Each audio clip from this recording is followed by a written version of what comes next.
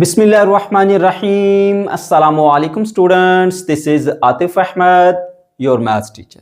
अब बेटा आपके माइंड में क्वेश्चन आ रहा होगा कि सर ने आज ग्लासेस क्यों पहने हैं। तो उसकी वजह यह है कि मेरी जो राइट वाली आई है उसमें बड़ा शदीद इन्फेक्शन है, स्वेलिंग है, और आपको वीडियो देखते हुए कोई प्रॉब्लम ना हो, इस वजह से बेटा ग्लासेस पहनी है। तो इससे पहले कि आप मुझसे कमेंट सेक्शन में पूछें, मैं आपको पहले ही बता देता हूँ। ठीक है बेटा, ओके जी। आज की इस वीडियो में हम एक्सरसाइज 7.2 को सॉल्व करने जा रहे हैं। ठीक है, इस वीडियो में हम एक्सरसाइज 7.2 के तमाम क्वेश्चंस को सॉल्व करेंगे, लेकिन अगर आप कोई एक पर्टिकुलर क्वेश्चन को ही सीखना चाहते हैं तो फिर आप चले जाएंगे डिस्क्रिप्शन में, वहां पर मैं हर क्वेश्चन के सामने उसका टाइम मेंशन कर दूंगा। आप क्वेश्चन के सामने लिखे गए टाइम पर क्लिक करते हुए डायरेक्टली अपने डिजायर्ड क्वेश्चन पर पहुंच जाएंगे। ठीक है बेटा, तो चलिए जी स्टार्ट करते हैं क्वेश्चन नंबर 1। इस क्वेश्चन में कहा जा रहा है what type of quadrilateral EFGH is. EFGH किस किस्म की क्वाड्रिलेटरल है? If EF vector is equal to GH and EH vector is equal to FG। ठीक है बेटा, तो सबसे पहले आपको यहां पे मालूम होना चाहिए कि क्वाड्रिलेटरल कहते किसे हैं। बेटा चार कोनों वाली जो शेप होती है ना, उसे हम कहते हैं क्वाड्रिलेटरल। ठीक है, वो आपके पास इस तरह की भी हो सकती है जिसको हम ट्राइपेजियम कहते हैं। ठीक है, वो आपके पास एक रेक्टेंगल की सूरत में भी हो सकती है, वो आपके पास एक स्क्वायर की सूरत में भी हो सकती है, वो आपके पास पैरेललोग्राम की सूरत में भी हो सकती है। ये सारी इसकी जो है वो डिफरेंट टाइप्स हैं। ठीक है बेटा, अच्छा अब हमें ना कुछ इंफॉर्मेशन साथ में दी गई है कि इसमें जो EF है वो GH के इक्वल है और EH जो है वो FG के इक्वल है। तो इस तरह से पहले आप चार कोनों वाली एक शेप बना लें, उसमें जो ये EF वाली साइड है और ये GH वाली साइड है, ये दोनों अपोजिट साइड जो है पैरेलल साइड है वो इक्वल है। ठीक है, और इसमें जो ये वाली साइड है वो ये वाली साइड की क्या है, बिल्कुल इक्वल है। ठीक है, इसका मतलब है ये दोनों पैरेलल साइड इक्वल है और ये वाली दोनों पैरेलल साइड इक्वल है। तो अब जो हमारे पास पॉसिबिलिटीज हैं, एक तो क्वाड्रिलेटरल है, ये तो नहीं हो सकती। ठीक है, एक ऑप्शन इसका हो सकता है। ठीक है, स्क्वायर में तो चारों साइड इक्वल होती हैं, तो यहां पर तो वो ऐसी इंफॉर्मेशन नहीं है, तो ये नहीं हो सकता। ठीक है, फिर आपके पास ये एक पैरेललोग्राम है, इसमें भी जो पैरेलल साइड्स हैं वो इक्वल होती हैं, तो ये भी हो सकती है। ठीक है, अब सवाल ये पैदा होता है कि इन दोनों में से कौन सी हमारा जो है वो आंसर होगा। तो देखिए बेटा, जो ये होती है ना रेक्टेंगल, उसमें जो डायगोनल्स होते हैं, ये डायगोनल्स, ये दोनों डायगोनल बिल्कुल बराबर होते हैं, और जो पैरेललोग्राम होती है ना उसमें ये बराबर नहीं होते। ठीक है, तो जो इंफॉर्मेशन उन्होंने दी है, ठीक है, उसके मुताबिक आपकी ये पैरेललोग्राम बनती है। क्योंकि अगर ये होती रेक्टेंगल होती तो फिर वो बताता कि डायगोनल्स भी इक्वल हैं, लेकिन डायगोनल्स इक्वल हैं ये उसने नहीं बताया। इसका मतलब फिर क्या होगा, पैरेललोग्राम होगा। ठीक है, तो सिंपल सी बात है बेटा, आपको ये दोनों बातें बताई हुई, आपने डायग्राम बनानी है EFGH, और आपने बताना है कि भाई EF साइड जो है और GH जो साइड है दोनों बराबर है, और ये जो EFH है और FG है दोनों बराबर है, ये आपने यहाँ पर लिख देनी है। उसके बाद फिर आप कंडीशन बताएंगे in a quadrilateral if parallel sides are equal and diagonals are not equal. ये बात लिखना बहुत जरूरी है, डायगोनल्स इक्वल नहीं होने चाहिए उसके अंदर। ठीक है, then it is called parallelogram. ठीक है, ओके। और फिर आप इस केस में बताएंगे in this given quadrilateral only parallel sides are equal, so parallelogram. हमारा आंसर क्या होगा, पैरेललोग्राम। तो आंसर में आप लिख देंगे जी पैरेललोग्राम। ठीक है, अगर यहां पे ये रेक्टेंगल होती ना तो फिर वो बताता कि इसकी जो डायगोनल्स है वो भी इक्वल है, क्योंकि उसने ऐसी बात नहीं बताई, डायगोनल इक्वल होते तो वो बताता, उसने नहीं बताया, मतलब कि डायगोनल इक्वल नहीं है, हम ये मान के चलेंगे। तो फिर बेटा आपको बस पैरेललोग्राम बनती है। ठीक है, लेकिन इसमें ये बात लाजमी लिखें कि डायगोनल जो है वो इक्वल नहीं होनी चाहिए। क्वेश्चन नंबर 2 पर आ जाएं। Use vectors to find the length of diagonals of parallelogram. Vectors का इस्तेमाल करते हुए एक पैरेललोग्राम के जो डायगोनल्स हैं उनकी लेंथ मालूम करनी है। Parallelogram having the adjacent side 2i + j and i - 3j, और वो जो पैरेललोग्राम है उसकी जो साइड्स हैं उनके वेक्टर्स बताए गए हैं 2i + j और i - 3j। ठीक है बेटा, सबसे पहला काम आपने ये करना है बेटा, यहाँ पे पैरेललोग्राम बनानी, जैसे मैंने पहले से बना के रखी हुई है ABCD। अब आपको पता है कि इसकी जो पैरेलल साइड्स होती हैं वो इक्वल होती हैं। AB साइड जो है वो इस DC के इक्वल होगी, और जो AD साइड होगी बेटा वो BC साइड के इक्वल होगी, मैंने यहाँ पर मेंशन किया होगा। ठीक है, फिर आप सपोज कीजिए कि जो AB वेक्टर है आपका वो है 2i + j, तो यहाँ लिख दीजिए 2i + j, इसके पैरेलल ये भी फिर 2i + j होगा। फिर आपका जो AD वेक्टर है वो i - 3j सपोज कीजिए, तो फिर ये वाला भी क्या होगा, i - 3j। ऐसा कर लिया आपने, ओके जी। अब डायगोनल्स क्या होते हैं बेटा, यहां से लेके यहां तक जो लेंथ है ये डायगोनल की लेंथ है, यहाँ से लेके यहाँ तक जो है इसको डायगोनल कहते हैं, इसकी लेंथ हमने बेटा मालूम करनी है। ठीक है, सो हमें क्या चाहिए, बी से डी तक लेंथ चाहिए और ए से सी तक हमें लेंथ चाहिए। तो ये चीज आप यहाँ पे बता देंगे कि हमारा रिक्वायरमेंट जो है वो मैग्नीट्यूड ऑफ वेक्टर ए सी है और मैग्नीट्यूड ऑफ वेक्टर जो है वो बी डी है। ठीक है, ओके, वही इनकी डायगोनल्स की लेंथ होंगी, राइट। अब हमें यहाँ पे बाउंड किया गया कि आपने वेक्टर्स का इस्तेमाल करते हुए इसको कैलकुलेट करना है, तो इंतहाई आसान है, अभी कैलकुलेट करते हैं। देखिएगा जरा, सबसे पहले हमने मालूम करना है ए से लेके सी तक इस डायगोनल की लेंथ मालूम करनी है। तो बेटा आप देखिए, एक वेक्टर ये वाला है, दूसरा वेक्टर ये वाला है। ठीक है, इन दो वेक्टर्स को, इस डायगोनल को मैं यहाँ सेपरेटली ड्रा करता हूँ। देखो, ये आ गया आपके पास ए बी वैक्टर और ये आ गया आपके पास बी सी वैक्टर, और ये वो ए सी वैक्टर जिसकी वैल्यू हमने मालूम करनी है। अब हेड टू टेल रूल क्या कहता है कि आप पहला वेक्टर प्लेस करो, फिर दूसरा इस तरह प्लेस करो कि उसकी टेल पहले के हेड से जुड़ी हुई है। उसके बाद रिजल्टेंट कैसे निकलता है कि पहले वेक्टर की टेल और आखिरी वेक्टर के हेड। रिजल्टेंट की निशानी ये होती है कि वो टेल से टेल होती है और हेड से हेड होता है। अब अगर ये तीनों वेक्टर ना आपको कुछ समझ नहीं आ रही, ये तीन वेक्टर्स हैं, ये वाला और ये वाला। ठीक है, अब इसमें से रिजल्टेंट वो होता है जिसमें टेल से जुड़ी हो और हेड से जुड़ा हो, ये रिजल्टेंट आ गया। तो भाई ये जो वेक्टर होगा बराबर होगा इन दोनों वेक्टर के सम के, बात खत्म। तो हम यहां पे लिखते हैं कि vector A C is equals to vector A B vector plus B C vector, ये आ गया। ठीक है मेरे बेटे, अब इसके अंदर वैल्यूज पुट कर दीजिए। ठीक है, मैं यहां पे दोबारा से लिखता हूं जी, A C vector is equals to, A B vector किसके इक्वल था, ए बी इक्वल था 2i प्लस जे, 2i प्लस जे के इक्वल। ठीक है, उसके बाद बी सी वेक्टर किसके इक्वल है, ये देखिए जरा, बी सी वेक्टर ये है। अब बी सी और एडी दोनों बराबर हैं, i माइनस 3j, तो यहां पे आएगा this vector plus i minus 3j, ये दूसरा वेक्टर आ गया। दोनों को ऐड कर लेते हैं, i को i में ऐड करेंगे, 2i प्लस i 3i, ठीक है, और j माइनस 3j माइनस का 2j बन जाएगा। This is vector A C. ठीक है, ए C vector. Okay ji, but हमें क्या चाहिए, इसका मैग्नीट्यूड चाहिए। नो प्रॉब्लम, अभी मैग्नीट्यूड ले लेते हैं बेटा। ए सी मैग्नीट्यूड इज इक्वल्स टू क्या होगा, इसका जो x कंपोनेंट है उसका स्क्वायर प्लस इसका जो y कंपोनेंट है उसका भी स्क्वायर ले लेंगे। ठीक है, 3 का स्क्वायर बेटा क्या होता है आपके पास, 9 प्लस का। ठीक है, और माइनस 2 का स्क्वायर क्या होता है, प्लस का 4। ओके हो गया, तो आप इन दोनों को प्लस कर लीजिए बेटा, तो 9 प्लस 4 आपके पास आ जाएगा स्क्वायर रूट ऑफ 13। ठीक है, तो आप बता देंगे कि स्क्वायर रूट ऑफ 13 यूनिट जो है वो आपके पास लेंथ है द डायगोनल AC की। बिल्कुल इसी तरह से बेटा आप इस तरफ आ जाओ, BD डायगोनल, यहां से B से D तक जो डायगोनल है। अब यहां पर वेक्टर्स कौन से इस्तेमाल होंगे, एक ये वाला और तीसरा ये मैंने यहां पे ड्रा कर लिया। ये हमारी रिक्वायर्ड है ब्लू कलर वाला, ये AB वेक्टर, ये BD वेक्टर और ये AD वेक्टर, जैसे थे वैसे के वैसे यहां बना दिए। अब जरा यहां देखो, 3 वेक्टर है ना, 2 का सम तीसरा है। ठीक है, तो देखिए रिजल्टेंट की निशानी बताई थी, टेल से टेल और हेड से हेड होता है, तो ये हमारा रिजल्टेंट है। That resultant AD is equal to sum of remaining vector, इन दोनों वेक्टर का सम के बराबर होगा। एक वेक्टर आपके पास बेटा AB है और प्लस दूसरा वेक्टर है आपके पास BD, समझ गए। ओके, अब आपकी रिक्वायरमेंट यहां पर तो थी AC, वो ऑलरेडी एक साइड पर था। यहां पर आपकी रिक्वायरमेंट है जिसको मालूम करना बेटा वो BD है, इसकी वैल्यू को मालूम करना है ना। तो आप इसको एक तरफ रखेंगे, AB को इधर ले आइए, ये हो जाएगा आपके पास AD vector minus AB vector. ठीक है, that is equals to BD। ठीक है, अब इनकी वैल्यूज पुट कर लीजिए। AD वेक्टर किसके इक्वल है, ये लिखा हुआ है, इसमें लिखिए I माइनस 3j। जब यहां माइनस हो ना फिर लाजमी ब्रैकेट्स लगाया करें और उसके बाद वैल्यूज पुट किया करें। AB वेक्टर किसके इक्वल है बेटा, 2I plus j and that is equals to vector BD। ठीक है, और जिसकी हमें मैग्नीट्यूड चाहिए। ओके, तो अब हम इनकी ब्रैकेट्स को ओपन करते हैं, I माइनस 3j और माइनस 2I बन जाएगा क्योंकि बाहर माइनस है, ये वाला माइनस का j बन जाएगा, that is equals to BD vector. ठीक है, अब देखो बेटा I वाले को I वाले के साथ सॉल्व कर लेते हैं। I माइनस 2I करेंगे तो माइनस का I बचेगा। ठीक है, उसके बाद माइनस 3j और माइनस j बनेंगे तो माइनस का 4j बन जाएगा। अगर आपको प्लस माइनस में कंफ्यूजन होती है तो बेटा डायरेक्ट कैलकुलेटर से कर लिया करो, -3 -1 -4 मिल जाएगा, that is equals to BD vector. Okay, तो हमें तो BD वेक्टर नहीं चाहिए, हमें तो उसकी मैग्नीट्यूड चाहिए, लेंथ चाहिए ना।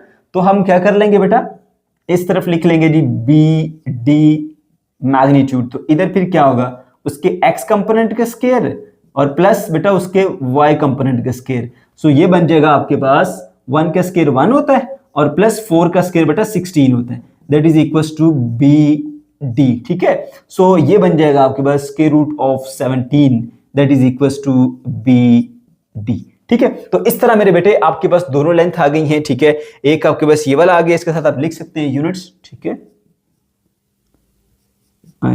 ठीक है, यूनिट आ गया। तो ये था आपके पास स्क्वायर रूट ऑफ 13 यूनिट और ये आ गया आपके पास स्क्वायर रूट ऑफ 17 यूनिट।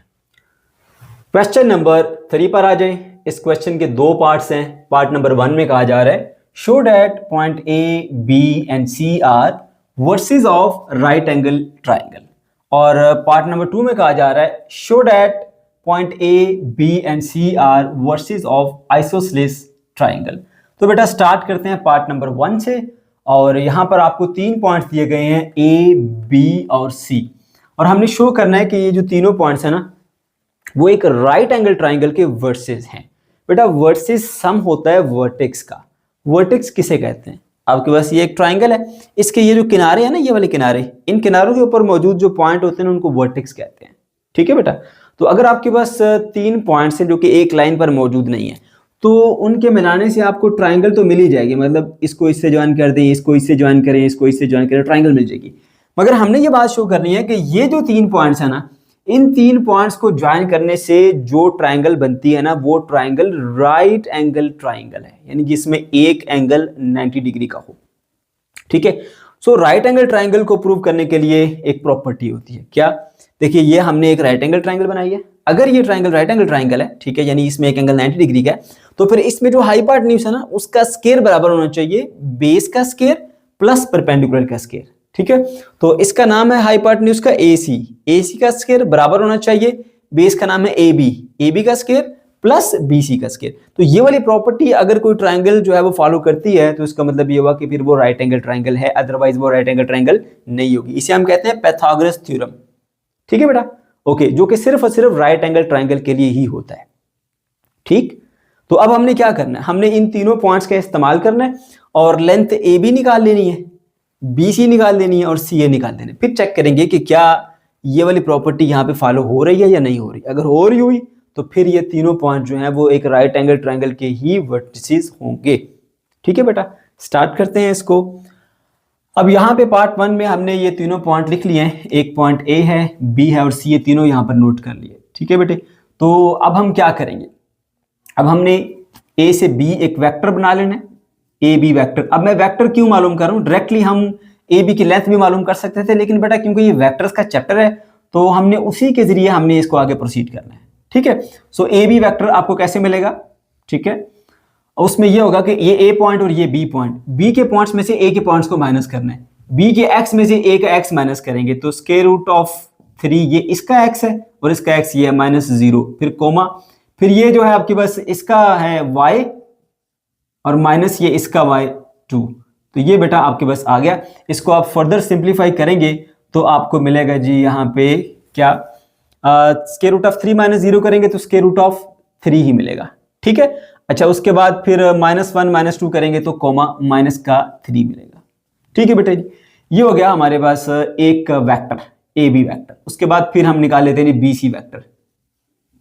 ठीक है, BC, ओके, सो BC वेक्टर हमारे पास B और C पॉइंट से मिलेगा, तो C के पॉइंट्स में से B के पॉइंट्स को अपने माइनस करना है। ठीक है, तो ये इसका x 0 है, इसका x हमारे पास ये है 0 minus square root of 3 comma -2 minus, क्योंकि ये फिर माइनस में है तो हम इसको ब्रैकेट में कर लेते हैं। ठीक है, ये ऐसे हो गया। ठीक हो गया बेटा, उसके बाद फिर क्या करेंगे जी, आप इसको यूं लिख देंगे, ये बनेगा 0 - 3 माइनस का 3 स्क्वायर रूट बनेगा, उसके बाद कोमा -2, अब ये माइनस माइनस हो जाएगा प्लस, प्लस का 1 और माइनस का 2। ठीक है, +1 - 2 करेंगे तो बेटा -1 मिलेगा, माइनस का 1। ठीक है, ये आ गया आपके पास। उसके बाद फिर आपका जो तीसरा है वो CA है। ठीक है, CA, उसको निकाल लेते हैं। ठीक है बेटा, तो CA के लिए क्या करेंगे जी, A के पॉइंट्स में से C के पॉइंट्स को माइनस करेंगे। ठीक है, अब इसका x 0 है, इसका x 0 है, तो 0 में से 0 गए तो 0 ही जाएगा, कोमा, ये आपके पास 2 है और ये आपके पास माइनस का 2 है, तो 2 माइनस का 2 ऐसे। तो मेरे बच्चों ये बन जाएगा आपके पास 0 कोमा माइनस माइनस प्लस हो जाएगा, ठीक है, तो 2 + 2 4 बन जाता है। ठीक है, ये आ गया आपके पास। ओके, अच्छा अब हमें ना इनके मैग्नीट्यूड्स निकालने हैं। सो ए बी का जो मैग्नीट्यूड है बेटा वो क्या आएगा आपके पास, ये देखिए ये ए बी का वेक्टर है, तो उसमें आप इसका एक्स कंपोनेंट का स्केयर ले लेंगे प्लस उसके वाई कंपोनेंट का भी आप स्केयर ले लेंगे। ठीक है, सो ये स्केयर इससे कैंसिल हो जाएगा। ठीक है, तो ये बेटा आपके पास आएगा 3। ठीक हो गया, उसके बाद फिर प्लस ये आपके पास -3 का स्केयर क्या हो जाएगा 9, that is equal to square root of 12। Okay, उसके बाद फिर आप बीसी का मैग्नीट्यूड ले लेंगे बेटा। बीसी का जो मैग्नीट्यूड है वो आएगा आपके पास, ये बीसी का वेक्टर है ये वाला, सो इसका जो एक कंपोनेंट है माइनस स्केयर रूट ऑफ 3 उसका स्केयर ले लें, प्लस दूसरा है -1 उसका भी स्केयर ले लें। तो ये बेटा आपके पास बन जाएगा, ये देखिए नेगेटिव का जब स्केयर लेंगे तो पॉजिटिव बन जाएगा। ठीक है, उसके बाद 3 का स्केयर रूट स्केयर से कैंसिल हो जाएगा 3, और ये वाला आ गया जी हमारे पास प्लस -1 का स्केयर 1 होता है, that is equal to square root of 4। Okay, उसके बाद फिर तीसरा आ जाता है आपके पास सी ए वेक्टर बेटा आपके पास ये वाला है 0 और 4, 0 का स्केयर ले लीजिए और उसके बाद फिर प्लस 4 का स्केयर ले लीजिए। ठीक है, तो ये बेटा जी बन जाएगा आपके पास 0 का स्केयर 0 ही होता है। ठीक है, प्लस 4 का स्केयर होता है हमारे पास 16। ठीक, सो ये हो जाएगा इक्वल टू हमारे पास 16। ठीक है, अच्छा अब ये ए बी आ गया, ये बी सी आ गया, सी। अब इनमें सबसे बड़ी जो साइड है वो आपके पास ये वाली है। ठीक है, और चेक कर लेते हैं कि सबसे बड़ी साइड का स्केयर जो है वो इन दोनों के स्केयर के सम के इक्वल है या नहीं है। तो यहां पर देखिएगा सी ए इस साइड का स्केयर इज इक्वल्स टू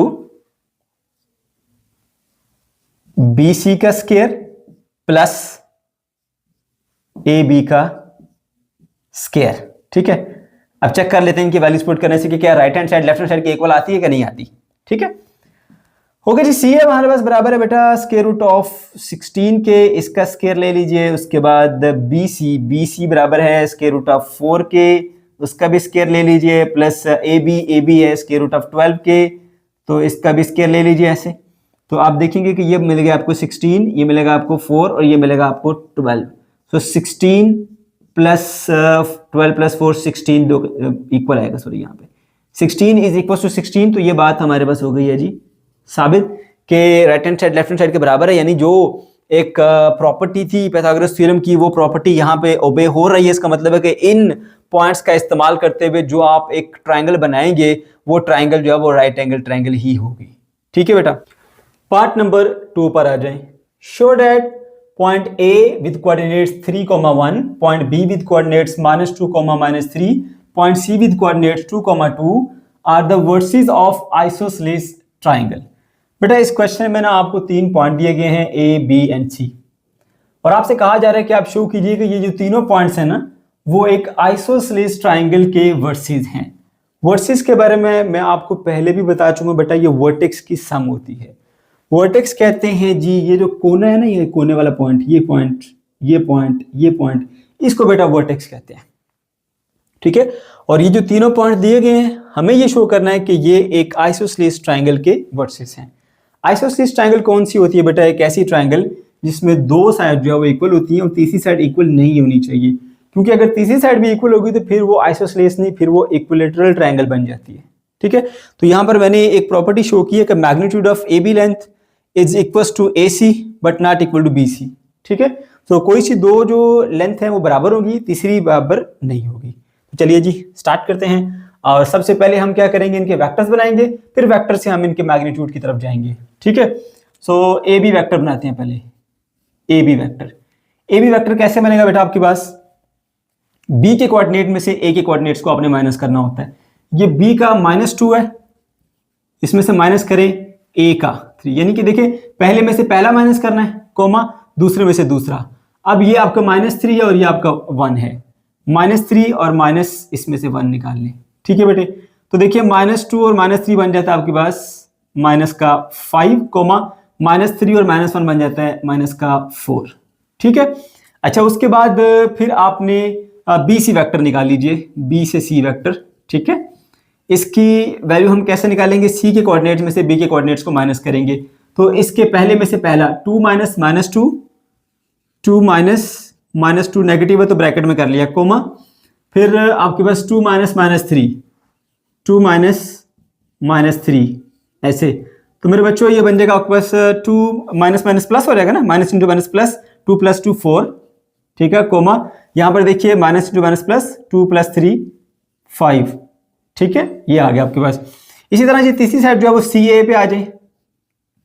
इसमें अब हमने ए के कोऑर्डिनेट में से सी के कोऑर्डिनेट्स को माइनस करना है। ये ए है बेटा और ये सी है, तो इसके पहले में से पहला 3 माइनस 2, 3 माइनस 2 कोमा, इसके दूसरे में से इसका दूसरा 1 और माइनस का 2, 1 माइनस 2, तो ये बनेगा बेटा आपके पास 3 में से 2 गए तो 1, 1 में से माइनस 2 किया तो माइनस का 1। ये आपके पास तीनों वेक्टर्स आ गए। अब बेटा आपने इनके मैग्नीट्यूड्स निकाल देने हैं। तो मैग्नीट्यूड निकालना कोई भी मसले की बात नहीं है। ए बी वेक्टर का मैग्नीट्यूड बराबर होता है उसके एक्स कंपोनेंट का स्क्वायर प्लस उसके वाई कंपोनेंट का स्क्वायर। सो -5 का स्क्वायर आएगा, ठीक है, और प्लस -4 का स्क्वायर आएगा। तो मेरे बच्चों ये बन जाएगा आपके पास 25 जमा 16, ठीक है, 25 से 15 40 होते हैं और 16 41, तो ये 41 आ गया आपके पास। इसी तरह से अब आ जाइए आप BC के ऊपर, BC। तो बेटे ये देखिए जो आपके पास BC है उसके कोऑर्डिनेट्स जो है वो ये हैं वेक्टर के 4 और 5, यानी ये इसका x कंपोनेंट, ये उसका y कंपोनेंट, तो इसका स्क्वायर ले लीजिए, ठीक है, और प्लस 5 का भी आप स्क्वायर ले लीजिए। तो ये बेटा बन जाएगा आपके पास 16 जमा 25, वही आपको मिलेगा 41। उसके बाद जो तीसरा है CA, उसका मैग्नीट्यूड मालूम कर लेते हैं। उसके ये x कंपोनेंट, ये y कंपोनेंट, x कंपोनेंट का स्क्वायर प्लस उसके y कंपोनेंट का स्क्वायर, तो बेटा 1 का स्क्वायर 1 ही होता है प्लस 1 का स्क्वायर 1 होता है, दैट इज इक्वल्स टू 2। तो यहां पर आप एक चीज देख सकते हैं कि जो AB लेंथ है वो बराबर है BC लेंथ के, और BC लेंथ जो है वो इक्वल नहीं है CA लेंथ के, ठीक है बेटा। सो ये जो आपकी ट्राइंगल है वो प्रूव हो गई। क्वेश्चन नंबर 4 पे आ जाए। The position vector of point C and D are 3i + 2j and i - 4j respectively. बेटा दो पॉइंट्स हैं, एक C है और एक D है। इन दोनों पॉइंट्स के ना पोजीशन वेक्टर्स आपको दिए जा रहे हैं तरतीब के साथ, ये दोनों, ठीक है। Find the position vector of point O। आपने पॉइंट O का पोजीशन वेक्टर मालूम करना है। अब O के बारे में बताया जा रहा है कि O dividing the line segment joining C and D in ratio 2:3 internally. अब ये जो पॉइंट O है ना, जिसका आपने बेटा पोजीशन वेक्टर मालूम करना है, ये पॉइंट O C और D को मिला के बनने वाली जो लाइन है ना, उस लाइन को 2:3 में डिवाइड करता है, ठीक है बेटा। तो आपने उस O पॉइंट के पोजीशन वेक्टर को मालूम करना है। अब इस क्वेश्चन के अंदर इस्तेमाल होने वाला जो फार्मूला है, जो कॉन्सेप्ट है, पहले मैं आपको वो बताना चाहूंगा, ठीक है। उसके बाद फिर मैं आपको इसके सोल्यूशन के ऊपर लेके आऊंगा, ठीक है बेटा। और यहां पर समझाना उसका बहुत जरूरी है, क्योंकि जब तक ये क्वेश्चन आपको नहीं समझाया जाएगा ना, आपको वो कॉन्सेप्ट समझ में नहीं आएगा। तो पहले आपके सामने एक क्वेश्चन आ गया, अब उस कॉन्सेप्ट को आप आसानी से समझ लेंगे, ठीक है बेटा। तो यहां पर जो कॉन्सेप्ट आपने इस्तेमाल करना है वो है बेटा ratio formula for position vector, ठीक है। सबसे पहले आपको पता होना चाहिए कि पोजीशन वेक्टर क्या होता है। बेटा पोजीशन वेक्टर एक ऐसा वेक्टर होता है जो किसी भी पॉइंट की लोकेशन को बताता है। जैसे देखिए ये एक पॉइंट P है हमारे पास, ठीक है। तो जो पोजीशन वेक्टर होता है वो ओरिजिन से उस पॉइंट तक एक वेक्टर आता है। ये इस पॉइंट P की पोजीशन को बता रहा है, R से हम इसको डिनोट कर रहे हैं, ठीक है। दिस इज पोजीशन वेक्टर, ठीक है। ये पोजीशन वेक्टर है पॉइंट P का। तो ये सिंपली ओरिजिन से एक वेक्टर होता है। ओके जी, अब आ जाइए ratio formula for the position vector. ये कहां पर आप इस्तेमाल करेंगे? बड़े ध्यान से बात सुनिए बेटा, थोड़ा सा ये टेक्निकल है, मुश्किल नहीं है, थोड़ा सा टेक्निकल है बेटा। जब आपको दो पॉइंट्स के पोजीशन वेक्टर्स दिए गए हों, जैसे यहां पे उसने C का और D का पोजीशन वेक्टर दिया हुआ है, ठीक है। यहां पर वो पॉइंट है जी A पॉइंट और B पॉइंट, ये A का पोजीशन वेक्टर और ये B का पोजीशन वेक्टर, ठीक है। और आपसे ये कहे कि आपने कोई पॉइंट मालूम करना है, जैसे यहां पर पॉइंट P है जो A और B के मिलाने वाली लाइन को किसी रेशो में डिवाइड करता है, लाइक N/M में डिवाइड करता है। तो वहां पर ना बेटा आप ये वाला कॉन्सेप्ट इस्तेमाल करेंगे। ठीक है, यहां पर आपके पास एक पॉइंट ए है, एक पॉइंट बी है, ये ए का पोजीशन वेक्टर, ये बी का पोजीशन वेक्टर बी, ए का पोजीशन वेक्टर ए, ठीक है, और ये दोनों को मिला के बनने वाली लाइन है हमारे पास ए बी लाइन, और इसके ऊपर एक पॉइंट आ गया पी, और ये पॉइंट पी इसको m रेशो n में जो है वो डिवाइड करता है। इस पॉइंट पी का हमने पोजीशन वेक्टर मालूम करना है और उसको हम r से डिनोट कर रहे हैं। सेम टू सेम सिचुएशन वही क्वेश्चन के साथ मैच कर गई है बेटा। ठीक है, तो इस तरह के क्वेश्चन को सॉल्व करने के लिए हम ये वाला कॉन्सेप्ट इस्तेमाल करते हैं। फार्मूला मैं आपको ड्राइव क्यों करा रहा हूं, क्योंकि बेटा फेडरल बोर्ड के स्टूडेंट से आप हो सकता है कहीं पे आपको ये फार्मूला ही ड्राइव करने के लिए दे दिया जाए। ठीक है, इसलिए फार्मूला ड्राइव कर देता हूं, कोई मुश्किल बात यहां पर नहीं है। ओके, इसमें दो टाइप है, एक इंटरनल पॉइंट के लिए और एक एक्सटर्नल पॉइंट के लिए। अब बच्चों को ये समझ नहीं आ रहा होता इंटरनल पॉइंट और एक्सटर्नल पॉइंट का क्या मतलब है। बेटा वो जो पॉइंट है ना, ये पॉइंट पी, अगर ये पॉइंट पी जो है वो इस लाइन ए बी के ऊपर ही पाया जाता है तो फिर ये इंटरनल वाला केस है। अगर इससे बाहर यानी यहां पर एक पॉइंट पी पाया जाता, ठीक है, तो इस पॉइंट का जो पोजीशन वेक्टर है वो भी तो इसको डिवाइड करेगा ना किसी न किसी रेशो में, तो उसके लिए फिर बेटा आप ये वाला फॉर्मूला इस्तेमाल करोगे। फर्क क्या, ऊपर प्लस है, नीचे आ गया आपके पास माइनस। ठीक है बेटे, ओके। सो इंटरनल का मतलब है कि वो पॉइंट इस लाइन के ऊपर पाया जाएगा, एक्सटर्नल का मतलब है कि इस लाइन से बाहर यानी आउटसाइड पाया जाएगा कहीं पे और। ठीक है, उस पॉइंट का पोजीशन वेक्टर इसको डिवाइड करेगा ए बी को किसी भी एक रेशियो के अंदर, तो वहां पर बेटा आप ये वाला पॉइंट इस्तेमाल करेंगे। अब आ जाइए इसके प्रूफ के ऊपर। तो मेरे बच्चों देखो, अब यहां पर ना ये पॉइंट P है, इसको n रेशो m में डिवाइड करता है। ठीक है, तो इसका मतलब ये हुआ कि अगर मैं यहां पे लिखूं कि n रेशो m जो है, ठीक है, वो बेसिकली बराबर है दिस रेशो दिस। ठीक है, पहले क्या लिखा आपने n, फिर लिखा m, तो n की है जी P से लेकर B तक वेक्टर। ठीक है, मैं लिख देता हूं जी P B वेक्टर। ठीक है, P से B तक वेक्टर, और जो m है वो क्या है, A ratio P vector, ratio A साथ में आ गया हमारे पास P वेक्टर, यानी कि जो ये रेशो है m n, वही इन दोनों वेक्टर्स के दरम्यान में भी रेशो होगी। ठीक है, यहां पे हमने लिख दिया कि n रेशो m बराबर है vector P B ratio vector A P।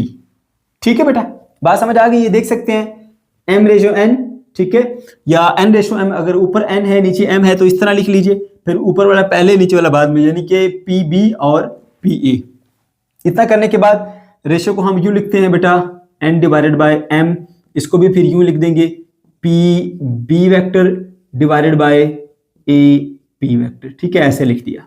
ठीक है, अब ये इधर डिवाइड हो रहा है, इधर आके मल्टीप्लाई हो जाएगा, n time AP vector is equals to m time ये PB वेक्टर, PB वेक्टर। ठीक है, इसको आप कह दीजिए बेटा इक्वेशन नंबर 1। ये आपका पहला स्टेप है, स्टेप 1, स्टेप नंबर 1। ठीक है बेटा, उसके बाद स्टेप नंबर 2 पे आइए। स्टेप नंबर 2, स्टेप नंबर 2 बहुत आसान है। देखो बेटा, एक आपके पास ये छोटी ट्रायंगल बन रही है और एक ये छोटी ट्रायंगल बन रही है। पहले आप इस ट्रायंगल के ऊपर आ जाइए, जरा गौर से देखिए इस ट्रायंगल को, OAP को। ठीक है, एक ये वेक्टर है, दूसरा ये वेक्टर है, और तीसरा ये वेक्टर है। अगर मैं यहां पे ड्रा करूं इसको, पहला वेक्टर जो आपके पास बन के आ रहा है बेटा, वो ये बन के आ रहा है OA का, OA वेक्टर। दूसरा फिर यूं बन के जा रहा है ऐसे, ये वेक्टर बेटा आपके पास AP वेक्टर, AP वेक्टर। तीसरा वेक्टर बेटा आप यहां से यूं जा रहा है आपका ऐसे वाला। ठीक है, इसका नाम है जी OP वेक्टर। ठीक है, ऐसे। अब हेड टू टेल रूल के मुताबिक देखो, ये वाला जो है वो हमारा रिजल्टेंट है, क्योंकि टेल से टेल और हेड से हेड जुड़ रही है, तो रिजल्टेंट वाला जो वेक्टर होता है उसको हम लिखते हैं पहले OP vector, and that is equal to sum of other vectors, वो उसमें वेक्टर OA आ जाता है प्लस वेक्टर AP। बेटा मैंने हेड टू टेल रूल का इस्तेमाल किया है, this vector is equal to sum of this vector plus this vector, क्योंकि हेड टू टेल रूल के मुताबिक पहला वेक्टर जोड़ा जाता है, फिर दूसरा ऐसे जोड़ते हैं कि उसकी दुम पहले के सर से जुड़ जाती है, फिर उसके बाद पहले के टेल और आखिरी के हेड तक जाते हैं। तो निशानी मैंने बताई है इसकी रिजल्टेंट की बेटा, tail to tail head to head होता है। ठीक है, ऐसा लिख दिया आपने। अब जरा देखिए, OP को हम रिप्रेजेंट करते हैं R वेक्टर से। ठीक है, पोजीशन वेक्टर R। OA को हम रिप्रेजेंट करते हैं बेटा A वेक्टर से। ठीक है, प्लस AP वेक्टर को हम ऐसे लिखेंगे AP वेक्टर। सही है। अब अगर हमने यहां से AP की वैल्यू निकालनी हो AP वेक्टर की, तो वो क्या आएगी, R vector minus A vector, ये आ गया। अब स्टेप नंबर 3 पे आ जाओ। स्टेप नंबर 3, अब बेटा इस ट्रायंगल को छोड़ दो, इस छोटी वाले ट्रायंगल को ले लो, ठीक है। अब इसको मैं यहां पर ड्रा करता हूं। सबसे पहले ये वाला वेक्टर आ जाएगा, इसका नाम है जी ओ से बी तक, ओ बी वैक्टर, ठीक है। उसके बाद ये वाला वेक्टर आ जाता है जी ओ पी, ये आ गया जी आपका ओ पी वैक्टर, ठीक है। उसके बाद यहां से आ गया ये वाला वेक्टर, इसका नाम है जी पी बी वैक्टर, ठीक है, पी बी वैक्टर आ गया। अब देखो रिजल्टेंट कौन सा है इसके अंदर से, टेल से टेल, हेड से head, this is the resultant. तो ये बराबर होगा इन दोनों के सम के, according to head to tail rule O B vector is equal to sum of OP plus P B vector, इनकी वैल्यूज पुट करो। अब जो ओ बी है, ओ बी, ओ से बी तक बेटा वेक्टर बी है आपके पास, ठीक है, तो लिखता हूं मैं वेक्टर बी, और ओपी किसके बराबर है बेटा, ओ से पी तक वेक्टर आर के बराबर है, दैट इज वेक्टर आर, और प्लस पी बी को हम वैसे लिख रहने देंगे क्योंकि इसकी कोई वैल्यू नहीं है। तो अगर हमने पी बी की वैल्यू निकालनी है, पी बी वैक्टर, तो वो बराबर होगा vector B minus vector R के, ऐसा ही है बेटा। तो ये आपके पास एक आई थी, इसको आपने इक्वेशन 2 बोल दिया, ये एक आई, इसके बाद इक्वेशन 3 बोल दिया। अब लास्ट स्टेप पे आ जाओ बेटा, स्टेप नंबर 4। अब आपने बस सिंप्लीफाई करना है, ठीक है। ये आई है पीबी की वैल्यू, ये आई है एपी वेक्टर की वैल्यू, ये दोनों वैल्यू उठा के इसके अंदर पुट कर दो इक्वेशन 1 के अंदर। तो ये बन जाएगा आपके पास n time vector AP, AP की वैल्यू क्या है जी, एपी की वैल्यू है R minus A, R vector minus A vector, okay, and that is equal to m into P B है, तो पी बी की वैल्यू बेटा ये आई हुई है, B vector minus R vector, B vector minus R vector, ठीक है बेटा। अब इसको इससे मल्टीप्लाई करते हैं, n into R vector minus n into A vector, and that is equal to m into B vector minus m into R vector. अब r वाले एक तरफ कर लीजिए, ये वाला भी n आर वेक्टर, और ये इधर आके प्लस हो जाएगा m आर वेक्टर, ठीक है। ये n a उधर जाके प्लस हो जाएगा, ठीक है, इसको हम यूं लिख देते हैं जी n a वेक्टर, ठीक है। और इसमें ऑलरेडी इधर पहले से पड़ा हुआ है m b वेक्टर, ठीक है। हमने r की वैल्यू मालूम करनी है क्योंकि r हमारा वो पोजीशन वेक्टर है। देखो ये पॉइंट p है ना जो इसको m रेशो n में डिवाइड करता है, तो पॉइंट p का पोजीशन वेक्टर जो है वो बेसिकली r है, तो r की वैल्यू हमने मालूम करनी है। सो हम क्या करेंगे, यहां से r को कॉमन ले लेंगे, r वेक्टर कॉमन ले लिया, आ गया m प्लस n, ठीक है। अच्छा बेटा इधर आप चाहे तो तरतीब से लिख लो इसको, m into B vector plus n into A vector, ठीक है। अब r इधर ही रहेगा, ये पूरी ब्रैकेट जाके उधर डिवाइड हो जाएगी, so r unit vector is equal to m B vector plus n A vector divided by m plus n। तो ये मेरे बच्चों आपके पास इसका प्रूफ जो है वो आ गया, ठीक है, और ये इंटरनल पॉइंट के लिए, ठीक है। अब ये वाला कॉन्सेप्ट जो है ये मैंने ऑलरेडी यहाँ पे मेंशन किया हुआ है। ये बड़े बच्चे अब आपको पता चल जाना चाहिए कि ये कैसे आया। R position vector is equal to n into A vector, n into A vector plus m into B vector divided by n plus m, या फिर इसको आप m प्लस n भी लिख सकते हो, ठीक है। तो ये आ गया बेटा आपके लिए इंटरनल पॉइंट के लिए। अगर ये पॉइंट P इसके ऊपर ना होता, यहां से बाहर इधर कहीं और होता, तो फिर हम ये वाला फॉर्मूला इस्तेमाल करते हैं। उसकी इसके अंदर फर्क किया है कि यहाँ पे माइनस माइनस आ जाता है, ठीक है बेटा। ओके जी, तो ये कंसेप्ट आपने सीख लिया। अब यही कंसेप्ट आपने बेटा यहाँ पे अप्लाई करना है। अब हम आ जाते हैं जी क्वेश्चन नंबर 4 के ऊपर। क्वेश्चन नंबर 4 में आपको वही दो पॉइंट दिए गए बेटा, सी और डी, ये उनके पोजीशन वेक्टर्स हैं, ठीक है। और आपने पोजीशन वेक्टर निकालना ओ का, ठीक है, और जो कि सी और डी लाइन को ना 2:3 में कट करता है। अब ये समझो आपका क्या है जी, n/m आ गया, ठीक है, ये n/m आ गया, और ये आपका एक वेक्टर पोजीशन वेक्टर, ये दूसरा, जैसे ये ए और बी दिए गए ना, वैसे आपके पास ये दोनों पोजीशन वेक्टर्स आ गए, ओके। तो सबसे पहले मेरे बच्चों हम डायग्राम बना लेते हैं इसकी। ऐसे आप एक डायग्राम बना ली, ये ठीक है, और यहां पर हम एक पॉइंट ले लेते हैं जी ओ, ठीक है, इसको पॉइंट ले लेते हैं सी, ये पॉइंट है हमारा डी, ये पॉइंट है हमारा ओ, ठीक हो गया।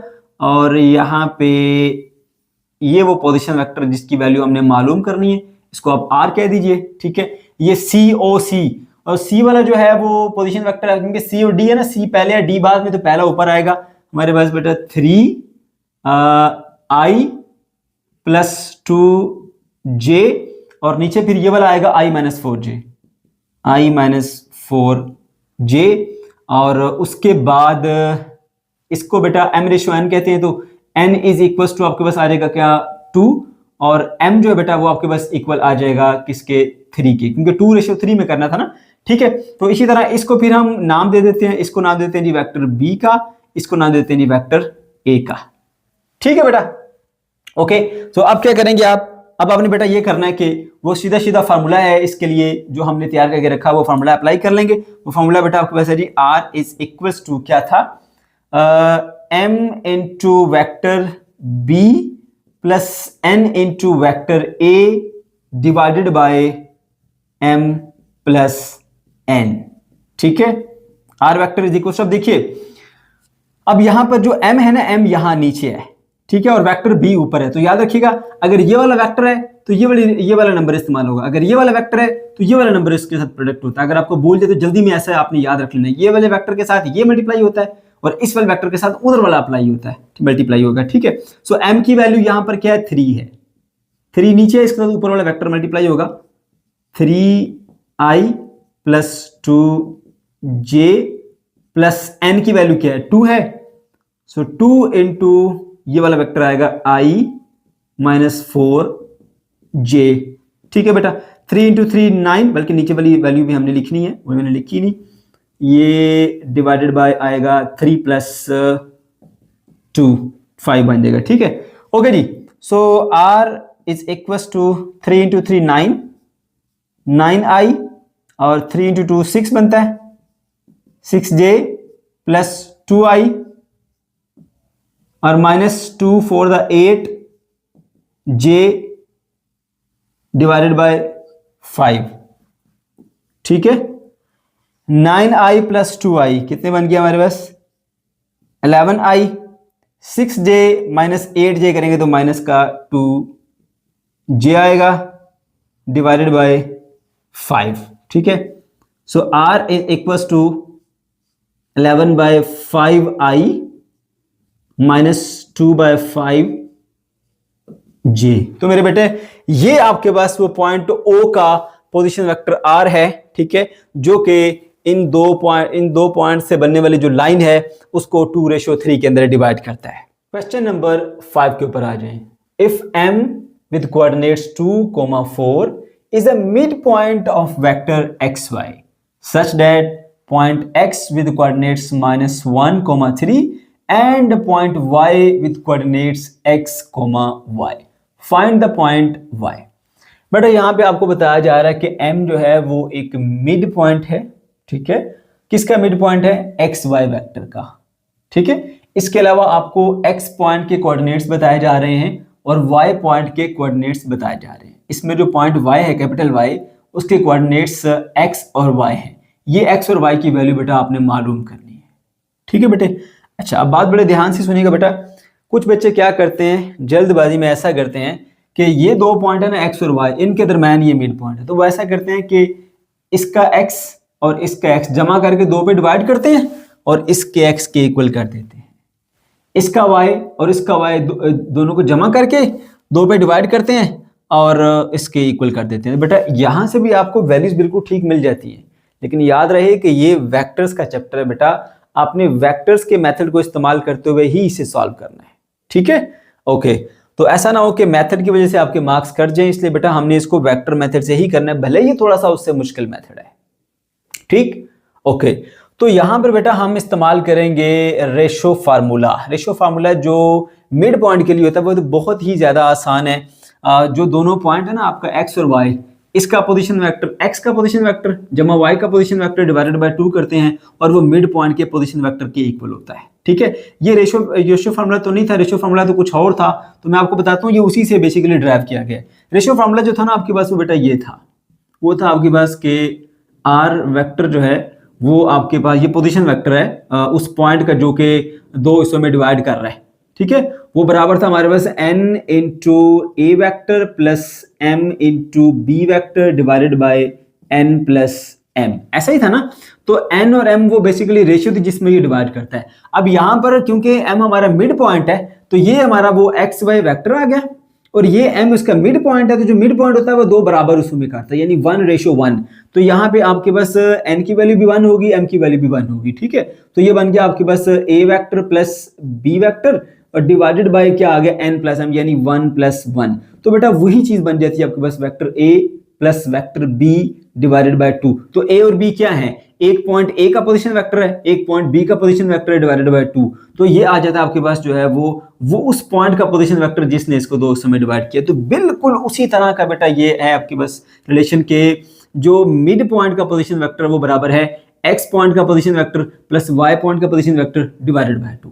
तो अगर आपको ये मुश्किल भी लगता है तो इतना सा तो आप याद रख सकते हैं ना कि दोनों पॉइंट के जो पोजीशन वेक्टर जमा करके 2 पे डिवाइड करना, यानी उनकी एवरेज ले लेनी है, ठीक है। तो ये मिड पॉइंट के पोजीशन वेक्टर के इक्वल होगी। कांसेप्ट जो था वो मैंने आपको बेटा यहाँ पे बता दिया, भले ये थोड़ा सा मुश्किल है जो पॉइंट मैंने आपको पहले बताया उससे, लेकिन बेटा हमने करना इसको इसी मेथड से ही है, ये हमारी मजबूरी है, ठीक है।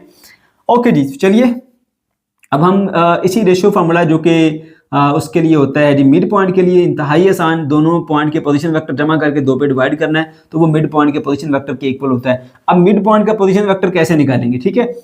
मिड पॉइंट है हमारे पास ये, मेरे बच्चों याद रखो पोजीशन वेक्टर निकालते कैसे हैं, देखें ओरिजिन से ना उस पॉइंट तक फासला, तो ओरिजिन के जो पॉइंट्स होते हैं वो 0 0 होते हैं और इस पॉइंट के जो कोऑर्डिनेट्स हैं वो 2 और 4 है, ठीक है। तो जब हमने OM निकालना होता है ना, तो m के पॉइंट्स में से o के पॉइंट्स को माइनस करना है, तो 2 में से 0 माइनस करेंगे तो 2 ही मिलेगा, 2i लिख दो, 4 में से 0 माइनस करेंगे तो 4 ही मिलेगा, j लिख दो। इसलिए जो आपके पास कोऑर्डिनेट्स होते हैं ना वही आपका जो है वो पोजीशन वेक्टर बन जाता है। 2 और 4 है तो यहाँ पे हम लिख देते हैं जी OX जो है वो क्या आएगा, OX की तरह जी OX ये आपका OX है, इसके कोऑर्डिनेट्स है -1 और 3, इसीलिए ये देख सकते हैं आप मैंने लिखा -1i + 3j। और लॉजिक मैंने बता दिया कि जब हमने OX निकालना है तो x के कोऑर्डिनेट्स में से O के कोऑर्डिनेट्स यानी ओरिजिन के कोऑर्डिनेट्स को माइनस करते हैं, तो ये क्योंकि 0 0 होते हैं तो -1 से 0 माइनस करें -1 रहेगा, 3 से 0 माइनस करें 3 रहेगा, दैट्स वाई -1i + 3j। तो मैं यहाँ इसकी जगह लिखूंगा -1i + 3j, इसके कोऑर्डिनेट्स आ गए, प्लस फिर इसके आगे जी OA का जो OY का पोजीशन वेक्टर है, ये पॉइंट O और ये पॉइंट Y के कोऑर्डिनेट्स क्या थे XY, ठीक है। तो जब O से X तक हमने वेक्टर निकालने हैं बेटा, तो X में से 0 निकालेंगे तो X रहेगा XI, Y में से 0 निकालेंगे तो Y रहेगा यानी YJ। तो यहाँ पे लिखेंगे हम XI + YJ और डिवाइडेड बाय आ गया जी आपके पास 2। ये 2 क्यों आया मैंने आपको उसकी भी लॉजिक जो है रीजन दी है, ठीक है। हर एक पॉइंट आपको लॉजिक के साथ रीजन के साथ लेके चल रहा हूँ, बता रहा हूँ। फिर OM, तो OM के पोजीशन वेक्टर मैंने शुरू में बता दिया था कि M के कोऑर्डिनेट्स में से O के कोऑर्डिनेट्स को माइनस कर देना, O के कोऑर्डिनेट्स 0 0 हैं, तो जो M के कोऑर्डिनेट्स हैं एज इट इज वही मिल जाएंगे आपको 2 और 4, 2i + 4j। तो यहाँ लिखूंगा मैं 2i + 4j, ठीक है बेटा। ओके जी, अब हम इसको सॉल्व कर लेते हैं। तो यहाँ पे देखिए ये i वाला है, ये i वाले के साथ ऐड होगा, सो x और -1 ये बन जाएगा बेटा आपके पास x -1i। उसके बाद ये जो j वाला है j वाले के साथ सॉल्व होगा, ठीक है, +3 + y यानी y + 3 लिख सकते हैं, y + 3j, ठीक है, और डिवाइडेड बाय 2 रहेगा and that is equals to 2i + 4j।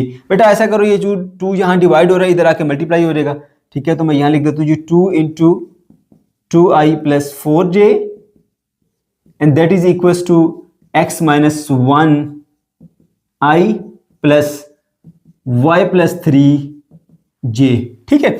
अब देखिए 2 को 2 से मल्टीप्लाई किया तो बन गया 4i + 2 4 दा 8, तो ये आ गया 8j, ठीक है, and that is equals to x - 1i + y + 3j, ठीक है। अब देखो बेटा जो i वाला है उसको i वाले के इक्वल कर दें, जो j वाला कंपोनेंट है उसको j वाले कंपोनेंट के इक्वल कर दें, यानी कंपेयर करना है हमने इसको। सो 4 इज इक्वल्स टू x - 1 आएगा, ठीक है। इसी तरह से जो j वाला है उसको j वाले के इक्वल कर दीजिए, 8 जो है बेटा आपके पास वो इक्वल आएगा y + 3 के, ठीक है। सो यहाँ पे -1 इधर आके प्लस हो जाएगा, 4 + 1 is equals to x, so x is equals to 5। ये मेरे बेटे आपके पास आ गई x की वैल्यू। इसी तरह से आप 3 को इधर ले आइए, ये 8 है और ये -3 that is equals to y, ठीक है। 8 में से 3 क्या तो आ गया आपके पास 5 इज इक्वल्स टू y, ठीक है। सो x की वैल्यू भी 5 आ गई और y की वैल्यू भी 5 आ गई, तो बेटा आपका जो वो मेन पॉइंट था, ठीक है, वो y था, दैट इज इक्वल्स टू, अब आपके पास आएगा y 5,5, ये आ गया हमारे पास आंसर। और बेटा मैं आपको फिर बता दूं, ये मेथड भले ही आपके पहले बताए गए मेथड से मुश्किल है, मगर आपने इसी मेथड से ही इसको सॉल्व करना है, ठीक है बेटे। क्वेश्चन नंबर 6 पर आ जाएं। If OA vector is equals to -i + 3j, OB vector is equals to 6i + 2j, find the point trisecting the join of vector AB।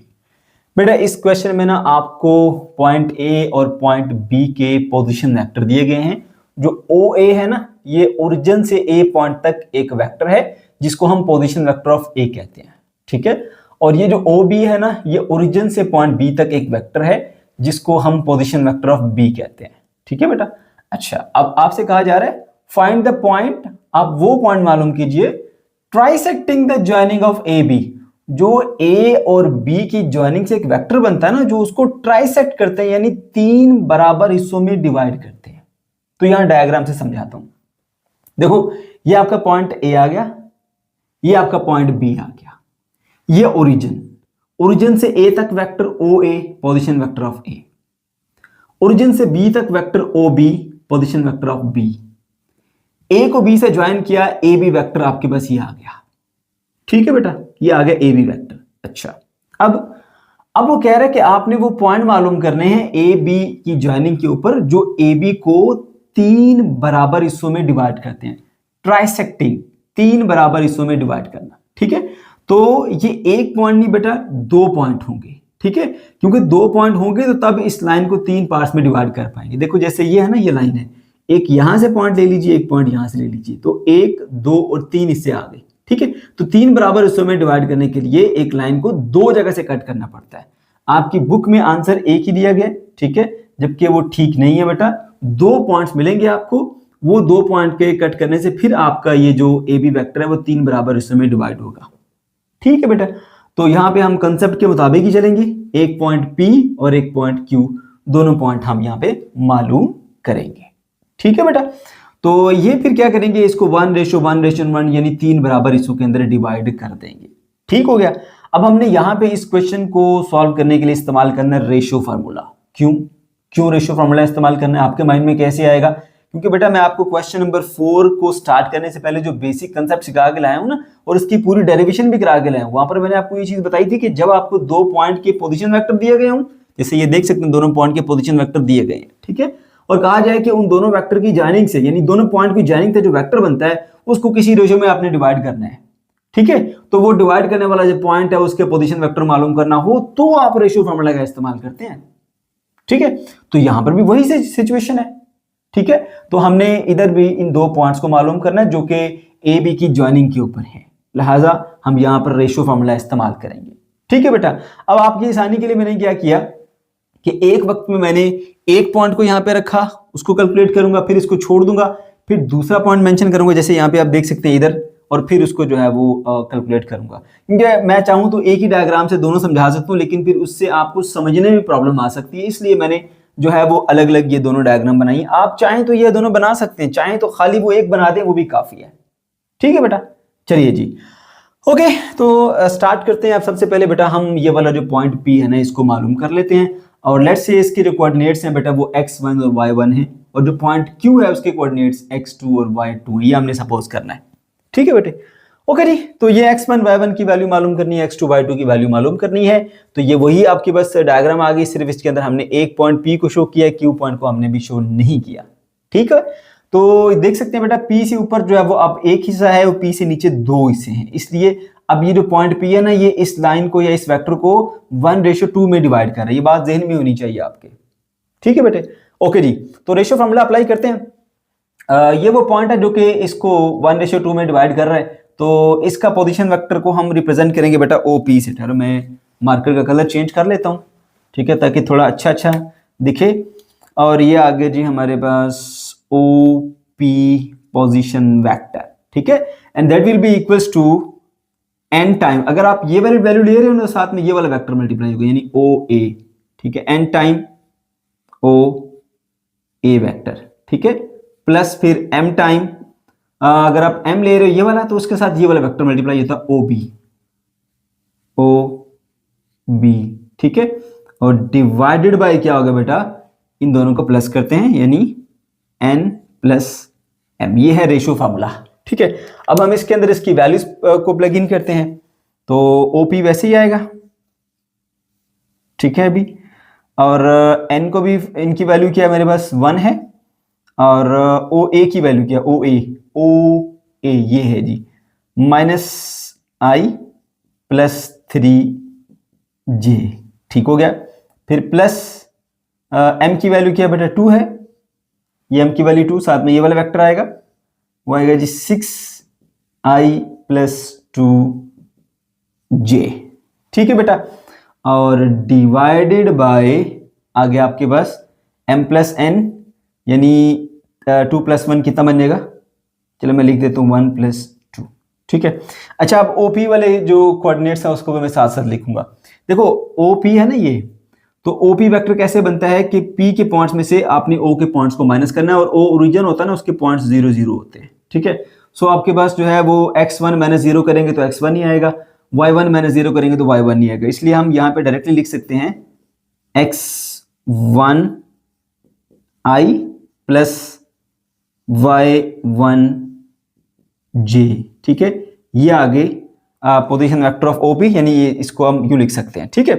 अब देखो बेटा इसके साथ 1 मल्टीप्लाई मतलब कुछ भी नहीं है, इसको ऐसे लिख दीजिए माइनस का i प्लस 3j, अब 2 को 6 से मल्टीप्लाई करेंगे तो प्लस का 12i आएगा, 2 को 2 से मल्टीप्लाई करेंगे तो प्लस का 4j आएगा, और डिवाइडेड बाय 3 बन जाएगा, ठीक है बेटा।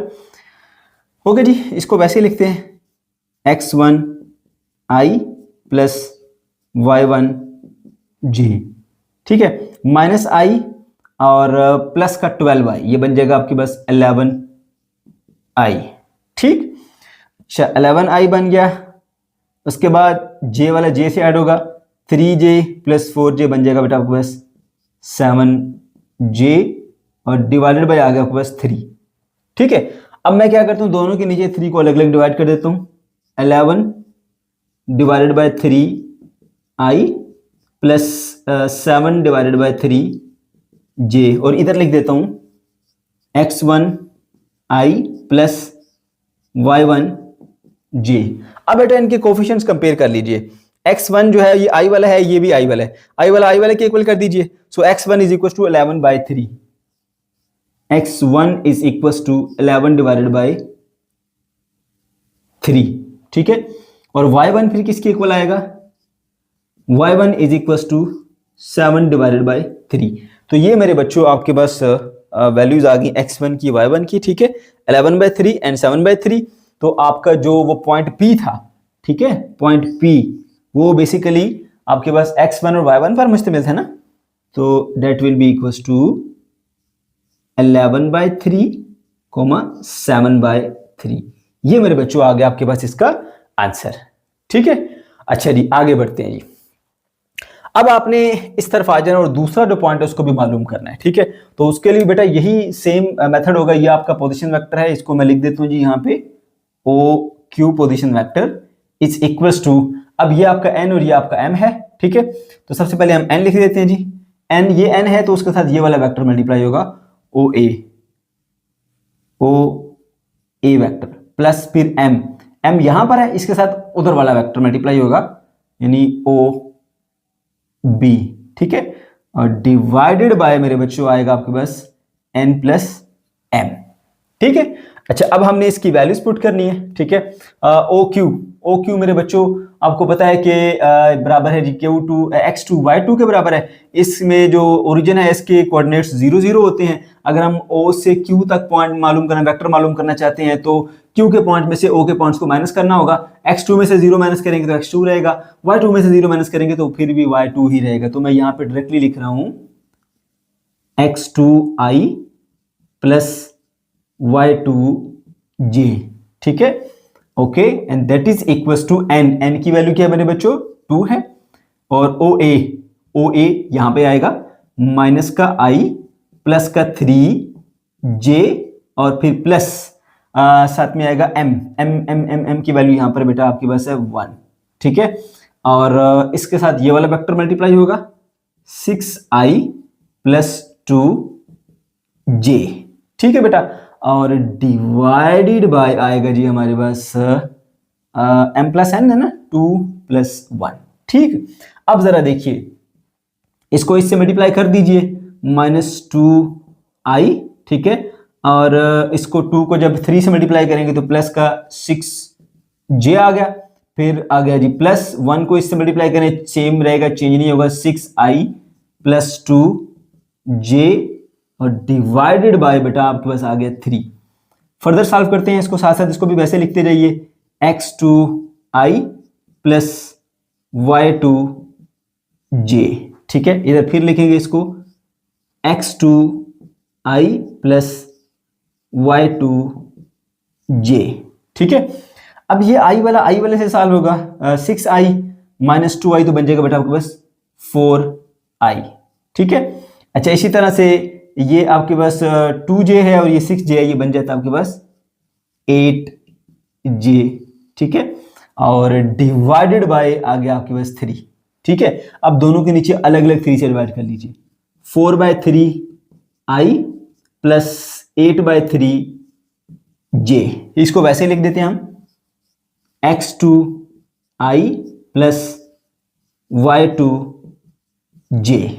अब बेटा i वाले को i वाले के साथ कंपेयर करें, j वाले को j वाले के साथ कंपेयर करें, तो यहां से आपको वैल्यूज मिल जाएंगी, इस तरह से वैल्यू मिलेगी आपको बस x2 इज इक्वल टू 4/3, ठीक है।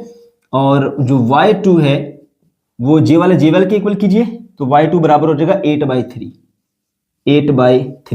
इस तरह से मेरे बच्चों जो दूसरा पॉइंट था पॉइंट Q आपको मिल जाएगा, दैट इज इक्वल टू 4/3, 8/3, ये आ गया हमारे पास आंसर, ठीक है बेटा।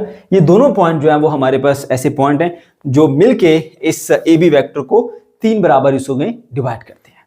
क्वेश्चन नंबर 7 पर आ जाए। Find x such that the point P with coordinates -1x, Q with coordinates 3, 2 and R with coordinates 7, 3 are collinear।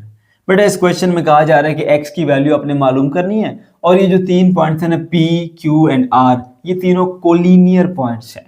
तो सबसे पहले आपको ये पता होना चाहिए कि कोलिनियर पॉइंट्स कौन से होते हैं। बेटा ऐसे पॉइंट्स जो एक ही लाइन के ऊपर पाए जाते हैं उनको हम कहते हैं कोलिनियर पॉइंट्स। यहाँ देखिए ये हमारे पास एक लाइन है और इसके ऊपर 3 पॉइंट पाए जा रहे हैं A, B और C, ये तीनों कहलाते हैं कोलिनियर पॉइंट्स, ठीक है बेटा। ओके, अब हमें बता दिया गया कि P, Q और R जो है वो तीनों कोलिनियर पॉइंट है, यानी एक ही लाइन के ऊपर पाए जाते हैं। तो आपने ऐसे एक लाइन ड्रा करनी है और उसके ऊपर इन तीनों को शो कर देना है P, Q एंड R। अब हमने वेक्टर्स का कंसेप्ट इस्तेमाल करते हुए यहाँ पर ये जो x है उसकी वैल्यू को मालूम करना है, ठीक है बेटा। तो हम ऐसा करेंगे, ये देखेंगे कि अगर ये तीनों पॉइंट जो है वो एक ही लाइन पर पाए जाते हैं, ठीक है, तो फिर जो P से Q तक वेक्टर होगा और Q से R तक जो वेक्टर होगा वो वेक्टर भी फिर कोलिनियर होंगे, यानी एक ही लाइन के ऊपर पाए जाएंगे, ठीक है। तो जो कोलिनियर वेक्टर्स होते हैं वो बेटा आप कहलाते हैं पैरेलल वेक्टर, क्योंकि उनकी डायरेक्शन क्या है, सेम है, ठीक है। तो फिर हम इनके ऊपर जो पैरेलल वेक्टर की प्रॉपर्टी है वो अप्लाई कर सकते हैं कि अगर दो वेक्टर पैरेलल हैं तो इसको यूं लिखा जा सकता है कि vector A is equal to lambda time vector B, ठीक है। तो वही काम बेटा हम यहाँ पर करेंगे। अब सबसे पहले क्या करते हैं कि वेक्टर्स बना लेते हैं PQ और QR, ठीक हो गया। सो PQ वेक्टर पहले बनाते हैं। PQ वेक्टर कैसे बनेगा बेटा, आपके पास Q के पॉइंट्स में से P के पॉइंट्स को आपने माइनस कर देना है, ठीक है। तो Q के x में से P का x माइनस करें, 3 माइनस माइनस 1, 3 माइनस माइनस 1, तो बेटा ये क्या बन जाएगा, +1। तो मैं डायरेक्टली कर देता हूँ यहाँ पे ताकि आपका टाइम सेव हो जाए, 3 + 1 बन जाएगा, ठीक है। साथ में आएगा i, उसके बाद फिर प्लस y में से y, ठीक है, 2 माइनस x आएगा, 2 माइनस x। तो देख लीजिए बेटा ये आपके पास यहाँ बनेगा j। तो जब हमें PQ मालूम करना है तो Q के पॉइंट्स में से P के पॉइंट्स को माइनस करना है। तो ये देखें Q के 3 में से हमने 1 जो है वो माइनस किया और Q के 2 में से हमने x को माइनस किया, ठीक है बेटा। ओके जी, अब इसको थोड़ा सा मजीद सिंप्लीफाई कर लेते हैं। ये बन जाएगा आपके पास 3 + 1 4, 4i और प्लस 2 माइनस एक्स जे। ठीक है, उसके बाद बेटा दूसरे वाले वेक्टर के ऊपर आ जाओ जो कि क्यू आर वेक्टर है। क्यू आर वेक्टर, अब जो क्यू आर वेक्टर है उसको देखिए हमें क्या करना है, आर के पॉइंट में से क्यू के पॉइंट्स को माइनस कर देना है। ठीक है, ये आर के पॉइंट्स हैं, ये क्यू के पॉइंट्स हैं, तो आर में से क्यू को माइनस करना है, इसके एक्स में से इसका एक्स निकालिए, यानी 7 माइनस 3 करेंगे। 7 माइनस 3 ये आ गया आपके पास आई। उसके बाद इसके y में से इसका y निकालिए, 3 माइनस 2 प्लस 3 माइनस 2, ये बेटा आपके पास आ गया j। x वाले के साथ आप i लिखते हैं, y वाले के साथ आप j लिखते हैं। ठीक है, सो 7 में से 3 गए तो आपके पास बचा 4i प्लस, यहाँ देखिए आप ये है जी आपके पास 3 माइनस 2 1, तो सिंपली आप जे लिख सकते हैं। ठीक है बेटा, तो ये आपके पास आ गया जी P Q is equal to Q R. तो क्योंकि ये दोनों कोलिनियर वेक्टर्स हैं तो ये पैरेलल होंगे, तो पैरेलल वेक्टर की प्रॉपर्टी हम इसके ऊपर अप्लाई कर देंगे कि जो पी क्यू वेक्टर है is equals to lambda time Q R vector. ठीक है बेटा, पी क्यू वेक्टर की वैल्यू क्या है आपके पास, वो है 4i plus 2 minus X J and that is equal to lambda time Q R. Q R की वैल्यू क्या बेटा, 4i प्लस जे। ठीक है, तो अब हम ऐसा करते हैं, इसको इसके साथ मल्टीप्लाई कर देते हैं, तो ये बन जाएगा आपके पास लैम्डा 4i प्लस लैम्डा जे, और इधर ये बनेगा आपके पास 4i प्लस 2 माइनस एक्स जे। ठीक है बेटा, ओके। तो आप देखिए आई वाले पार्ट को आई वाले पार्ट के साथ कंपेयर कीजिए, जे वाले पार्ट को जे वाले पार्ट के साथ कंपेयर कीजिए। ठीक है, सो 4 इज इक्वल टू बन जाएगा आपके पास 4 is equal to lambda into 4। ठीक है, और जो जे वाला है उसको जे वाले के साथ कंपेयर कीजिए, 2 minus X is equal to lambda आ गया। ठीक है बेटे, अब यहां से लैम्डा की वैल्यू पहले निकालिए, 4 के साथ मल्टीप्लाई हो रहा है, इधर आके डिवाइड हो जाएगा, 4/4 लैम्डा इज इक्वल टू 1। ये मेरे बेटे आपके पास वैल्यू आ गई है लैम्डा की। ठीक है, ये लैम्डा की वैल्यू आपने यहां पुट करनी है,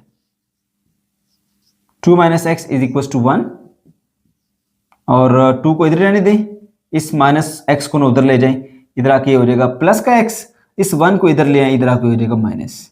सो x is equal to 2 minus 1 is 1। x की वैल्यू बेटा आपके पास आ गई है 1, और यही तो हमें चाहिए थी। क्वेश्चन नंबर 8 पे आ जाइए। Find coordinates of vertex D of a parallelogram ABCD if point A with coordinates -3 0, point B with coordinates 1 -2 and point C with coordinates 5 0 are the three verses। बेटा इस क्वेश्चन में कहा जा रहा है कि आपके पास एक पैरेललोग्राम है ABCD, उसके अंदर जो 3 वर्सेस हैं A, B और C वो आपको दे दिए गए हैं, जो चौथा वर्टेक्स D है वो आपने मालूम करना है। ठीक है, इंतहाई आसान क्वेश्चन है बेटा। आपने सबसे पहले एक पैरेललोग्राम ड्रा कर लेनी है। ठीक है, उसमें आप उसके वर्टेक्स को नाम दीजिए A, P, C और D। ठीक है, और उसमें बताइए कि A के ये कोऑर्डिनेट्स हैं, B के ये हैं, C के ये हैं, और जो D वाला पॉइंट होगा उसमें आप लेट कर लीजिए, let coordinates of the vertex D are x and y। ठीक है, तो आपको पता नहीं है जो आपने मालूम करने, तो आप उसको x और y सपोज कर लीजिए। ठीक है बेटा, अब हम जानते हैं कि जो पैरेललोग्राम होती है उसकी जो पैरेलल साइड है वो एक दूसरे के इक्वल होती है। ये साइड इस साइड की इक्वल होगी और ये साइड इस साइड के इक्वल होगी, यानी इसका जो वेक्टर है वो इस वेक्टर के इक्वल होगा, ये वाला वेक्टर जो है वो इस वाले वेक्टर के इक्वल होगा। तो यहाँ पर मैंने मेंशन किया ये प्रॉपर्टी पैरेललोग्राम की कि AB वेक्टर जो है वो DC वेक्टर के बराबर होगा। ठीक है, तो इसी को हम यहाँ पे इस्तेमाल करेंगे। सबसे पहले हम AB वेक्टर बना लेते हैं, AB वेक्टर। ठीक है, AB वेक्टर हम कैसे निकालेंगे, बहुत आसान है। देखो बेटा, ये आपके पास पॉइंट A है, ये आपके पास पॉइंट B है। ठीक है, तो AB बनाने के लिए B के जो कोऑर्डिनेट्स हैं उसमें से A के कोऑर्डिनेट्स को आपने माइनस करना है। सो 1 माइनस 3 करेंगे आप। ठीक है, 1 माइनस 3 कोमा, फिर आप इसके y में से इसका y माइनस कीजिए, -2 -0, -2 -0। ठीक है, ओके, तो ये आपके पास बन जाएगा बेटा 1 माइनस -3, माइनस माइनस प्लस हो जाएगा, 1 + 3 4 बन जाएगा।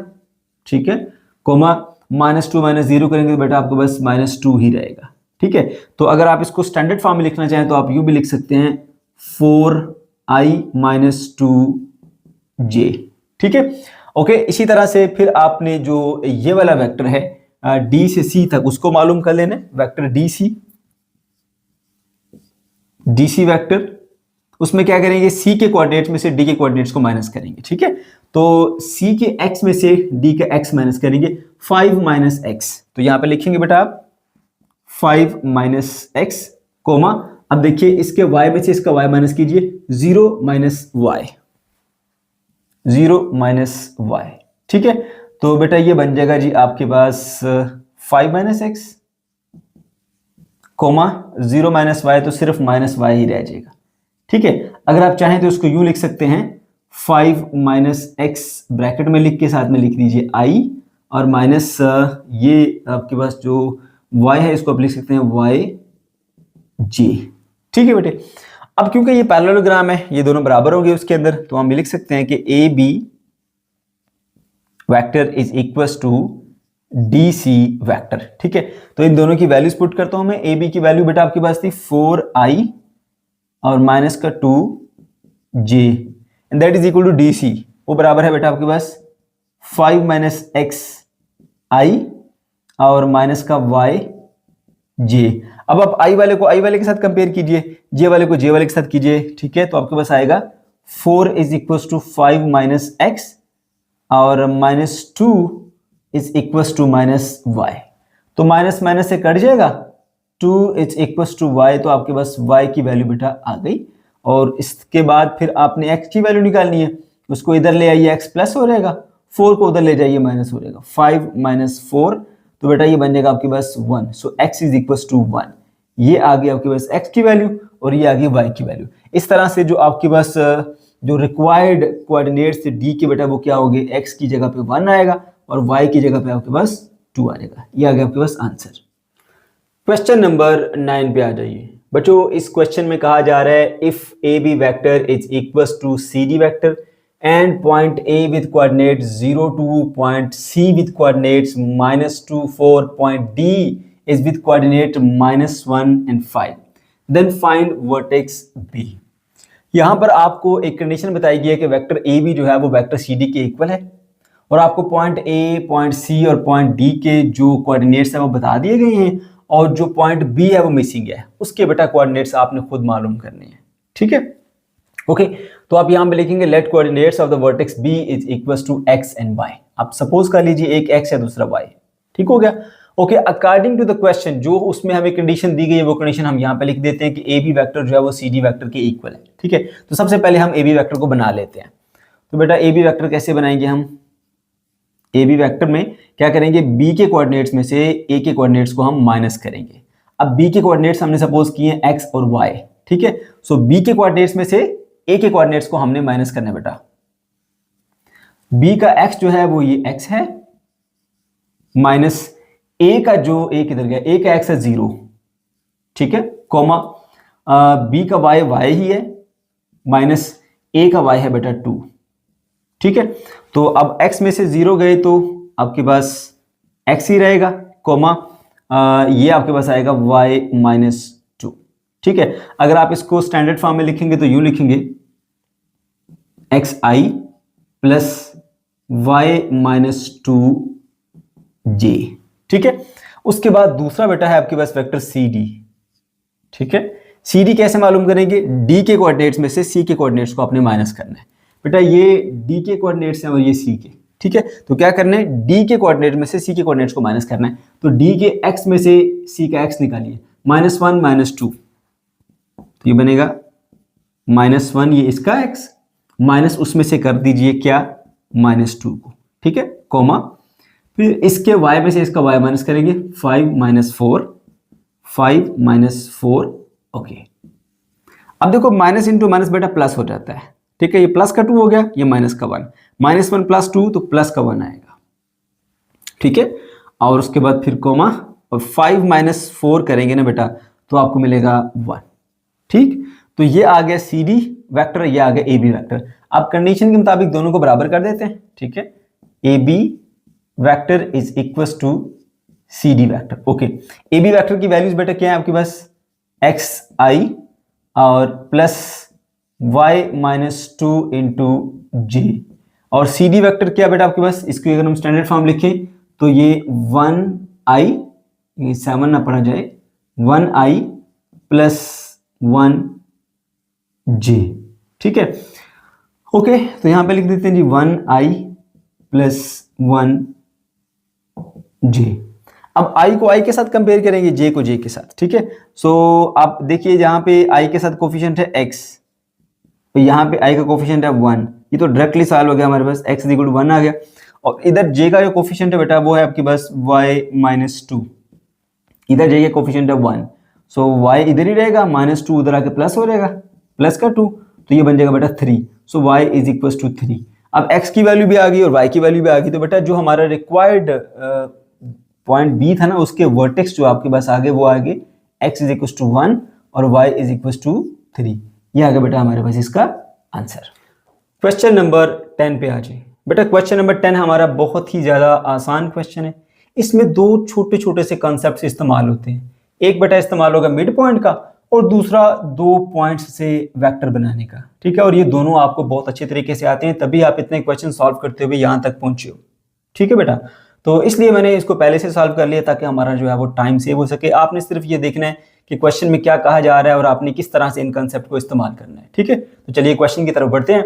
Versus of a quadrilateral R U V W and X. बेटा क्वाड्रिलेटरल कहते हैं 4 कोनों वाली शेप को, कोई भी हो सकती है, जैसे मैंने यहाँ पे बनाई है, ऐसे एक रैंडम सी शेप बनाई है, ये क्वाड्रिलेटरल है, उसके वर्सेस दे दी गए हैं यू वी डब्ल्यू एक्स। आप जानते हैं वर्सेस कहते हैं किनारों को। Find the mid point of the sides and prove that the figure obtained by joining the mid point consecutively is a parallelogram. कहते हैं पहले तो आप इसकी क्वाड्रिलेटरल की जो चारों साइड्स है ना उसके मिड पॉइंट निकालो, जैसे मैंने यहाँ पे शो किया, mid point A, mid point B, mid point C, mid point D. फिर कहते हैं इन सबको ज्वाइन कर लो और ज्वाइन करके ये बताओ कि ये जो इससे बनने वाली जो शेप है वो एक पैरेललोग्राम है, ये आपने साबित करना है, ठीक है बेटा। तो सबसे पहले आपने क्या करना है बेटा, मिड पॉइंट्स निकाल देना। स्टेप नंबर 1, मिड पॉइंट का फॉर्मूला क्या होता है कि अगर मैं इन 2 पॉइंट्स के दरमियान जो है वो मिड पॉइंट कैलकुलेट कर रहा हूँ, तो ये x1 है, ये y1 है, ये x2 है, ये y2 है, यानी x को x में जमा करके 2 पे डिवाइड और y को y में जमा करके 2 पे डिवाइड, ये बेटा इसका फॉर्मूला होता है। अब यकीनन आपके माइंड में एक क्वेश्चन आ रहा होगा कि सर आपने इस बार मिड पॉइंट का फॉर्मूला क्यों इस्तेमाल किया जबकि आपने पिछले क्वेश्चन में खुद ही मना किया। अब बेटा हम यहाँ पर वो जो एक रेशियो फार्मूला है वो भी इस्तेमाल करके मिड पॉइंट निकाल सकते हैं, मगर वो इतना ज़्यादा क्वेश्चन लेंथी हो जाएगा कि फिर आपके लिए सॉल्व करना मुमकिन नहीं होगा, पेपर के अंदर टाइम वेस्ट होगा, इसलिए मजबूरन हमें यहाँ पे ये कर लिया। और जहाँ तक वेक्टर के कंसेप्ट की बात है वो यहाँ पर इस्तेमाल हो जाते हैं, ठीक है। तो थोड़ा सा मिक्स करके इसको लेके चलेंगे, अदरवाइज क्वेश्चन बहुत लेंथी हो जाता है, ठीक है बेटा। सो x1 y1 divided by 2, x2 y2 divided by 2, यानी जिन 2 पॉइंट्स को आप जो है वो उनका मिड पॉइंट निकाल रहे हो, दोनों के x जमा करके 2 पे डिवाइड, दोनों के y को जमा करके 2 पे डिवाइड, बस।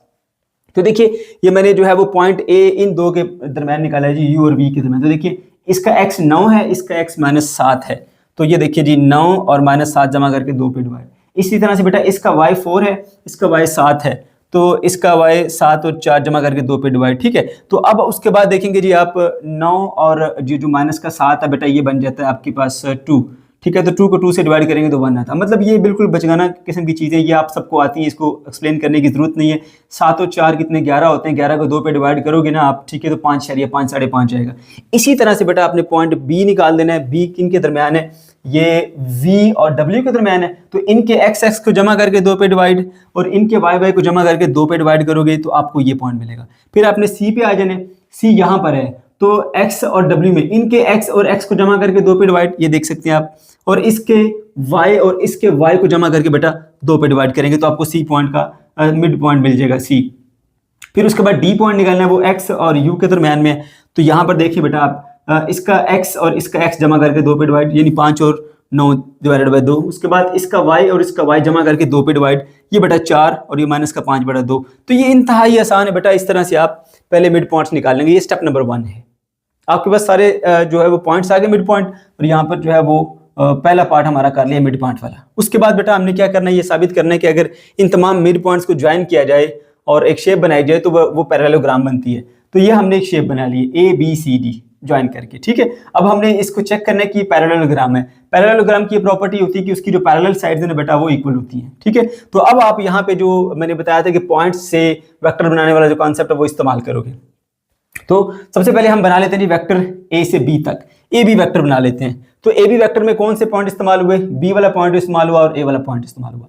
बेटा बी के कोऑर्डिनेट्स में से ए के कोऑर्डिनेट्स को सिंपली आपने माइनस करना है। ये देखिए जरा, ये है आपके पास बी और ये है आपके पास ए, ठीक है। कहां पर मैंने बी और ए की वैल्यू लिखी है, इधर लिखी हुई है, देखिए ये ए पॉइंट के कोऑर्डिनेट्स आ गए, ये बी के पॉइंट के कोऑर्डिनेट्स आ गए। करना क्या है देखिए जरा, आपने ए बी मालूम करना है तो बी वालों में से ए वालों को माइनस करना है। तो देखिए जी ये आ गया आपका बी, बी के एक्स में से ए का एक्स माइनस करो, देखो -5.5 -1, ठीक है। बी के वाई में से ए का वाई माइनस करो, तो देखो जी बी का वाई जो है वो 0 है, माइनस ए का वाई 5.5 है। इस तरह से आपने ये वेक्टर बेटा निकाल लिया, ठीक है। -5.5 -1 करेंगे तो -6.5 आएगा, कोमा उसके बाद 0 -5.5 करेंगे तो 5.5 ही रहेगा। स्टैंडर्ड फॉर्म में लिखेंगे तो -6.5 आई -5.5 जे आएगा आपके पास, ठीक है। बिल्कुल इसी तरह से अब बेटा आपने डी सी यानी उसके पैरेलल कौन सा वेक्टर है, ए बी के पैरेलल में ये वेक्टर है, ये ए से बी की तरफ है तो ये भी आपने लाजमी तौर पर डी से सी ही मालूम करना है, सी डी मालूम नहीं करना, ठीक है। अगर ये ए से बी की तरफ जा रहे हैं इस डायरेक्शन में तो ये भी आपने डी से सी की तरफ ही मालूम करना है। सो डी सी कहाँ जी आपके पास, ये डी सी वेक्टर। अब डी सी में क्या है जी, सी के कोऑर्डिनेट में से डी के कोऑर्डिनेट्स को माइनस करना है, क्योंकि आगे वाले के पॉइंट में से पीछे वाले के पॉइंट्स को माइनस किया जाता है। अब सी कहाँ पर है आपका बेटा, ये सी है, और डी कहाँ पर आपका ये है, तो सी में से डी को माइनस करना है। तो 0.5 में से 7 माइनस करेंगे क्योंकि x में से x माइनस होता है, ये आ गया।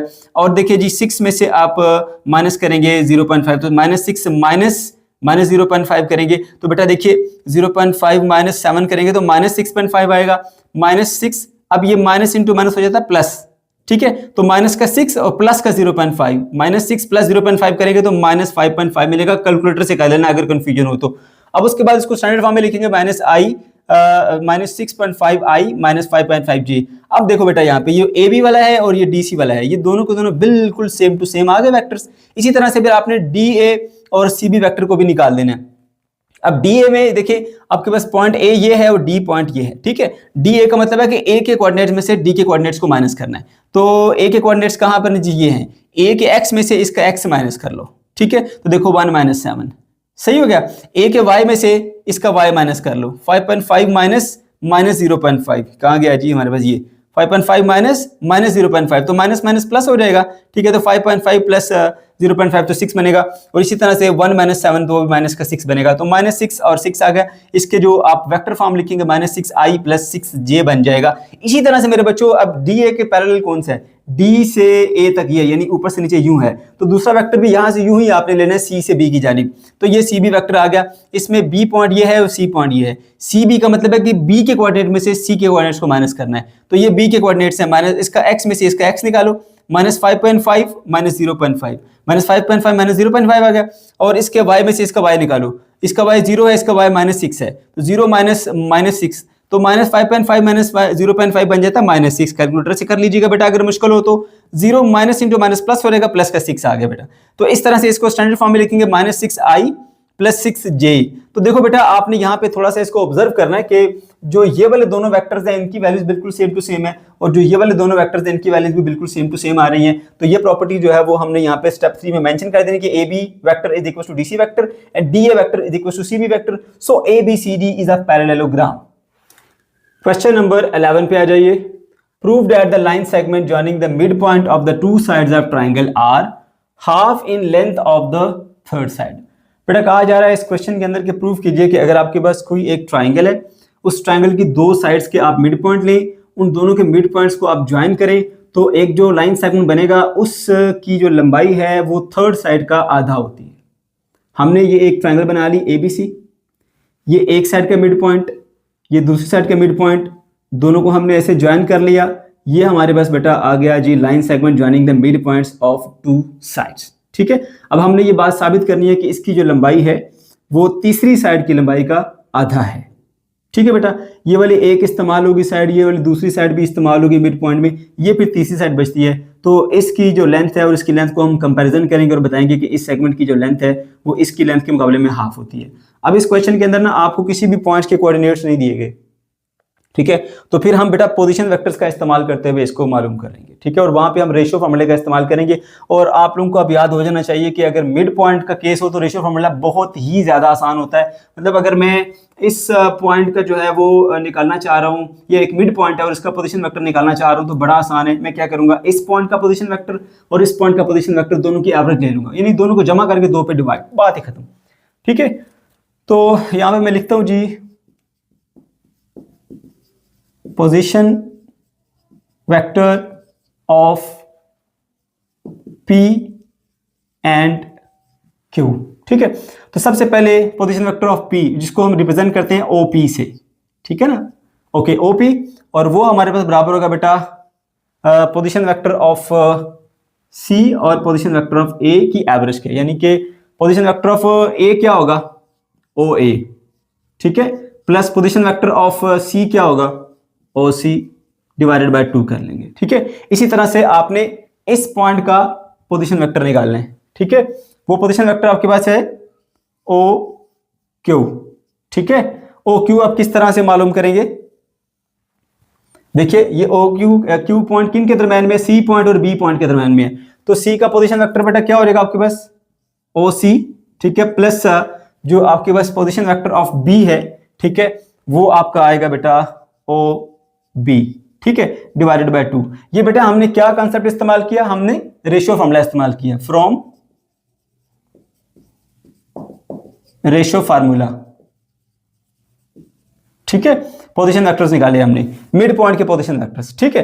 अच्छा, अब आपके पास ये दोनों के जो है वो पोजीशन वेक्टर्स आ गए हैं। अगर बेटा हमने यहां से लेकर यहां तक ये लेंथ मालूम करनी है ना बेटा, तो उसका आसान तरीका ये होता है कि इन दोनों के पोजीशन वेक्टर्स को आप माइनस कर देते हो। यानी अगर आप P से Q तक लेंथ निकालना चाह रहे हो, PQ, ठीक है बेटा, तो PQ हमें कैसे मिलता है, Q वाले पॉइंट में से P वाले पॉइंट्स को निकालते हैं ना, तो आपकी बार क्या करेंगे, position vector of Q minus position vector of P, ठीक है, ये O है, ठीक है ना। सो Q के पॉइंट में से A के पॉइंट्स को माइनस, P के पॉइंट्स को माइनस कर देना है। तो इन दोनों की वैल्यूज हमने ऊपर ये बना के रखी हुई है, ये वो यहाँ पे पुट कर देते हैं। इसको बल्कि मैं कह देता हूँ जी ये 1 है, ये 2 है, इसको बेशक आप 3 कह देना। इधर आप लिख देते हैं जी पुट इन इक्वेशन 3 यूं लिखना था, रोमन में आ गया। ओके जी, अब ये वैल्यूज इसके अंदर प्लग इन कर देते हैं। PQ इज इक्वल टू आपके पास क्या होगा, Q के कोऑर्डिनेट्स में से Q का जो आपके पास पोजीशन वेक्टर होता है उसके में से हम P का पोजीशन वेक्टर माइनस करते हैं ना, तो ऊपर दोनों वैल्यूज बना के रखी हुई हैं हमने बेटा। सो यहाँ पे पहले OQ की वैल्यू पुट करते हैं। OQ इसके बराबर है, मैं यहाँ लिखता हूँ जी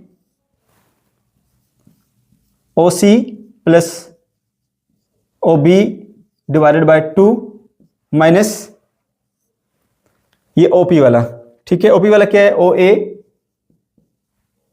प्लस OC डिवाइडेड बाय 2 आ गया, ठीक है। ये अब ये आपके पास बेटा आ गया। अब आपने इसे सिंपलीफाई करना है, तो इन दोनों के नीचे 2 है ना, तो 1/2 हम कॉमन ले लेते हैं, ठीक है। तो उसके बाद फिर हमने इसको सॉल्व करना है, तो उसके लिए क्या करना पड़ेगा, हमें इन सबको ऐड करना पड़ेगा। OC vector plus OB vector, इसके बाद माइनस है, सो माइनस OA वेक्टर और माइनस OC वेक्टर। ये देखो बेटा क्या किया हमने, इसके नीचे भी 2 था, इसके नीचे भी 2 था, फ्रैक्शन से बचने के लिए हमने 2 कॉमन ले लिया भाई, तो पीछे ये रह गया यहाँ पर, फिर ये वाली ब्रैकेट रह गई यहाँ पर, तो मैंने डायरेक्टली इस माइनस को इनसे मल्टीप्लाई करके ब्रैकेट को ओपन कर दिया, ठीक है। ये मैंने ब्रैकेट को ओपन कर दिया, ओके। अब देखिए यहाँ पर जो OC है वो OC से कट जाएगा, ठीक है। सो आपके पास बचेगा 1/2 into OB minus OA vector, ठीक है। इसको आप कह दीजिए ये हमारी इक्वेशन नंबर 4 है, इसको यहीं पे रोक देते हैं। अब हम इसकी तरफ आ जाते हैं, ये हमने मालूम कर ली भाई, इसकी लेंथ जो है वो इस रिलेशन से मिलेगी आपको। अब यहां पर चेक कर लेते हैं, ये वाला AB, ठीक है। तो फॉर पॉइंट AB, अब AB पॉइंट के लिए क्या होगा, इसको मालूम करना बेटा हमने। सो इसका पोजीशन वेक्टर और इसका पोजीशन वेक्टर पहले निकालेंगे, ठीक है। और क्या होता है, A से अगर B तक जा रहे हो यानी AB वेक्टर चाहिए, तो position vector of B minus position vector of A करते हैं। सो AB जो है बेटा आपके पास बराबर हो जाएगा position vector of point B minus position vector of point A, ठीक है। सो OB, ये देखिए AB है ना, तो B में से A को माइनस करना है, OB माइनस ए, ये आ गया आपके पास, इसको कह दीजिए 5। अब देख लो बेटा, ये किसके इक्वल था, ये था पी क्यू, ठीक है, बराबर आया 1/2 into O B minus O ए।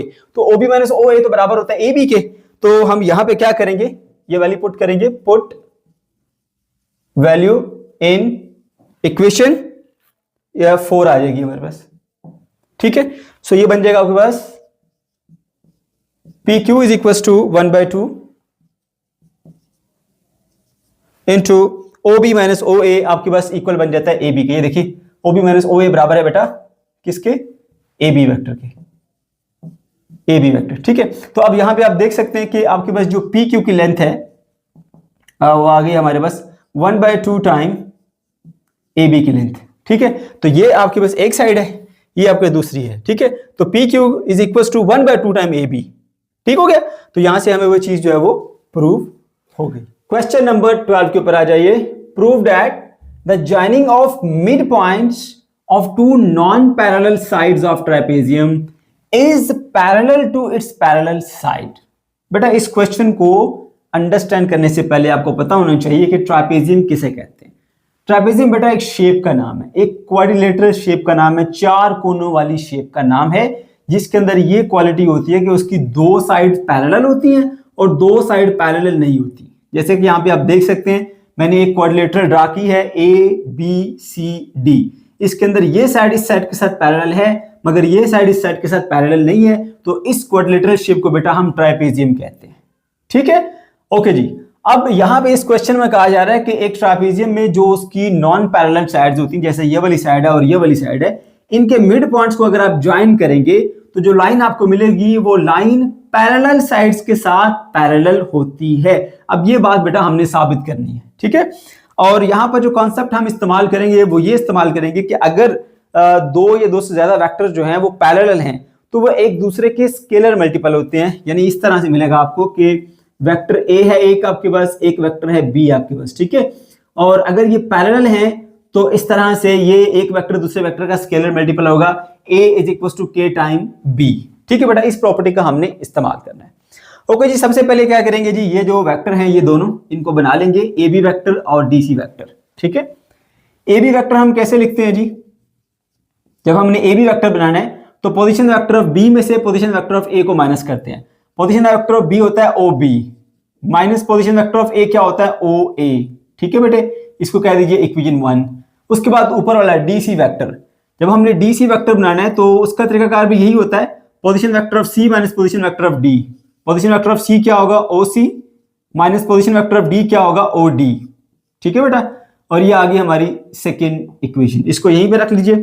ओके, अब आगे बढ़ते हैं। अब ये बात तो क्लियर है ना कि ये साइड जो है वो इस साइड के साथ पैरेलल है। ये जो ए बी साइड है और जो डी सी साइड है ये दोनों क्या है, आपस में पैरेलल है।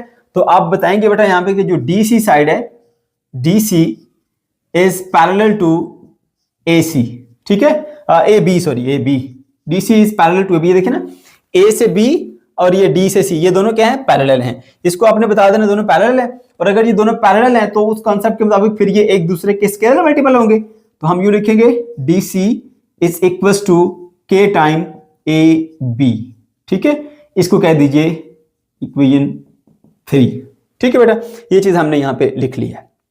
ओके जी, अब हम सबसे पहले पी क्यू वेक्टर मालूम करते हैं, ठीक है, और फिर चेक करते हैं कि क्या ये जो है वो इनका स्केलर मल्टीपल है या नहीं। अभी चेक करते हैं उसको।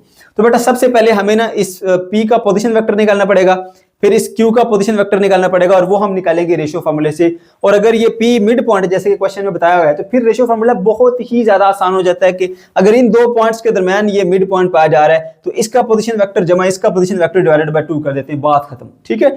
सो क्योंकि P और Q दोनों मिड पॉइंट है तो जब मैं OP पोजीशन वेक्टर निकालूंगा, position vector of point P, तो वो बड़ा आसान होगा according to ratio formula, position vector of this point plus position vector of this point divided by 2, ठीक है। तो वो मेरे पास आ जाएगा बेटा जी OD, डी पॉइंट का पोजीशन वेक्टर प्लस OA, ए पॉइंट का पोजीशन वेक्टर डिवाइडेड बाय 2, ठीक है। तो मिड पॉइंट के लिए क्या करते हैं, जिन दो पॉइंट के दरमियान ये मिड पॉइंट है उन दोनों के पोजीशन वेक्टर्स की एवरेज ले लेते हैं, दोनों को जमा करके 2 पे डिवाइड। अच्छा, इसी तरह से बेटा फिर दूसरा जो Q वाला है, OQ, Q पॉइंट का पोजीशन वेक्टर आ जाएगा, वो इन दो पॉइंट्स के दरम्यान है, इस और इसके दरम्यान, तो इन दोनों के पोजीशन वेक्टर को जमा करके 2 पे डिवाइड करेंगे, OC प्लस OB, ठीक है, according to ratio formula OC plus OB। अब यहां पे साथ में आप लिख दीजिए कि रेशियो फॉर्मूला यूज किया गया है, रेशियो फार्मूला, ठीक है। इधर भी हमने क्या किया, रेशियो फॉर्मूला इस्तेमाल किया, रेशियो फार्मूला, ठीक है। ओके जी, तो यहां पे आपके पास नीचे आ गए 2, दोनों के पोजीशन वेक्टर आ गए।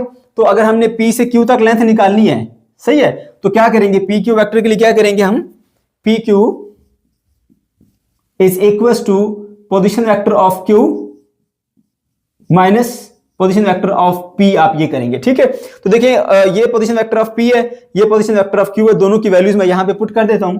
तो OQ की ये वाली वैल्यू है, आएगा जी OC plus OB divided by 2, फिर माइनस ये फार्मूले का, उसके बाद OP ये है आपके पास OD vector plus OA vector divided by 2 आ रहेगा, ठीक है। अब यहां पर आपने क्या कर लेना जी, इनका एलसीएम ले लेना, और ये या एलसीएम लेने चाहें तो 1/2 कॉमन भी आप ले सकते हैं। चलो मैं 1/2 कॉमन ले लूं दोनों से, जब मैं दोनों से 1/2 कॉमन ले लूंगा, 1 डिवाइडेड बाय 2, तो पीछे क्या रहेगा, OC वेक्टर, ठीक है, प्लस OB वेक्टर आएगा आपके पास, फिर माइनस OD वेक्टर आएगा, फिर माइनस OA वेक्टर आएगा, ठीक है। इस तरह से अब आपने यहां पे इसकी कटिंग करनी है। ये देखिए आपके पास जो है कटिंग हो सकती है, कोई OC है, OB है, OD है, कोई भी नहीं कटिंग होती। तो अब जरा एक चीज नोट कीजिए, यहां पर OB माइनस OA बराबर है AB के, OB माइनस OA, तो हम तरतीब इसकी यूं बना लेते हैं, 1/2 ये आ गया OB vector minus OA vector, ठीक है। उसके बाद दूसरा जी OC माइनस OD, ये DC के बराबर होता है, तो ये बेटा OC है प्लस OC वेक्टर और माइनस OD वेक्टर, ठीक है, ये आ गया आपके पास OD वेक्टर। अब जरा थोड़ा सा गौर करें बेटा यहां पे कि ये जो आपके पास PQ वेक्टर आ रहा है, PQ वेक्टर, इसमें 1/2 इसी तरह से आएगा, 1 डिवाइडेड बाय 2, और साथ में क्या आ रहा है, ये देखिए OB माइनस OA, ये वेक्टर बन जाता है आपके पास कौन सा, AB वेक्टर। तो मैं यहां पे लिख देता हूं जी AB वेक्टर, फिर प्लस यहां देखिए OC माइनस D जो है ये DC वेक्टर बन जाता है, तो यहां पर मैं लिख दूंगा DC वेक्टर, ठीक है। अब यहां पे हमने एक चीज देखी थी कि जो DC वेक्टर है वो K टाइम AB के बराबर है, तो उसकी वैल्यू पुट करता हूं मैं यहां पे, PQ is equal to 1/2 into AB vector plus DC की जगह पे लिखूंगा K इंटू AB वेक्टर। ये देखिए यहां पर ये DC किसके बराबर था, K टाइम AB का, क्योंकि ये दोनों पैरेलल हैं, तो फिर ये इसका स्केलर मल्टीपल होगा। ओके जी, तो यहां पर आपने ये चीज लिख दी है। अब देखिए बेटा यहां से आपने KB वेक्टर AB कॉमन ले लेना है, तो ये बनेगा जी आपके पास 1/2 इंटू 1 प्लस K आ गया और इंटू AB वेक्टर आ गया, ठीक है। तो अब इसको आप यूं भी लिख सकते हैं, K plus 1 divided by 2 into AB vector.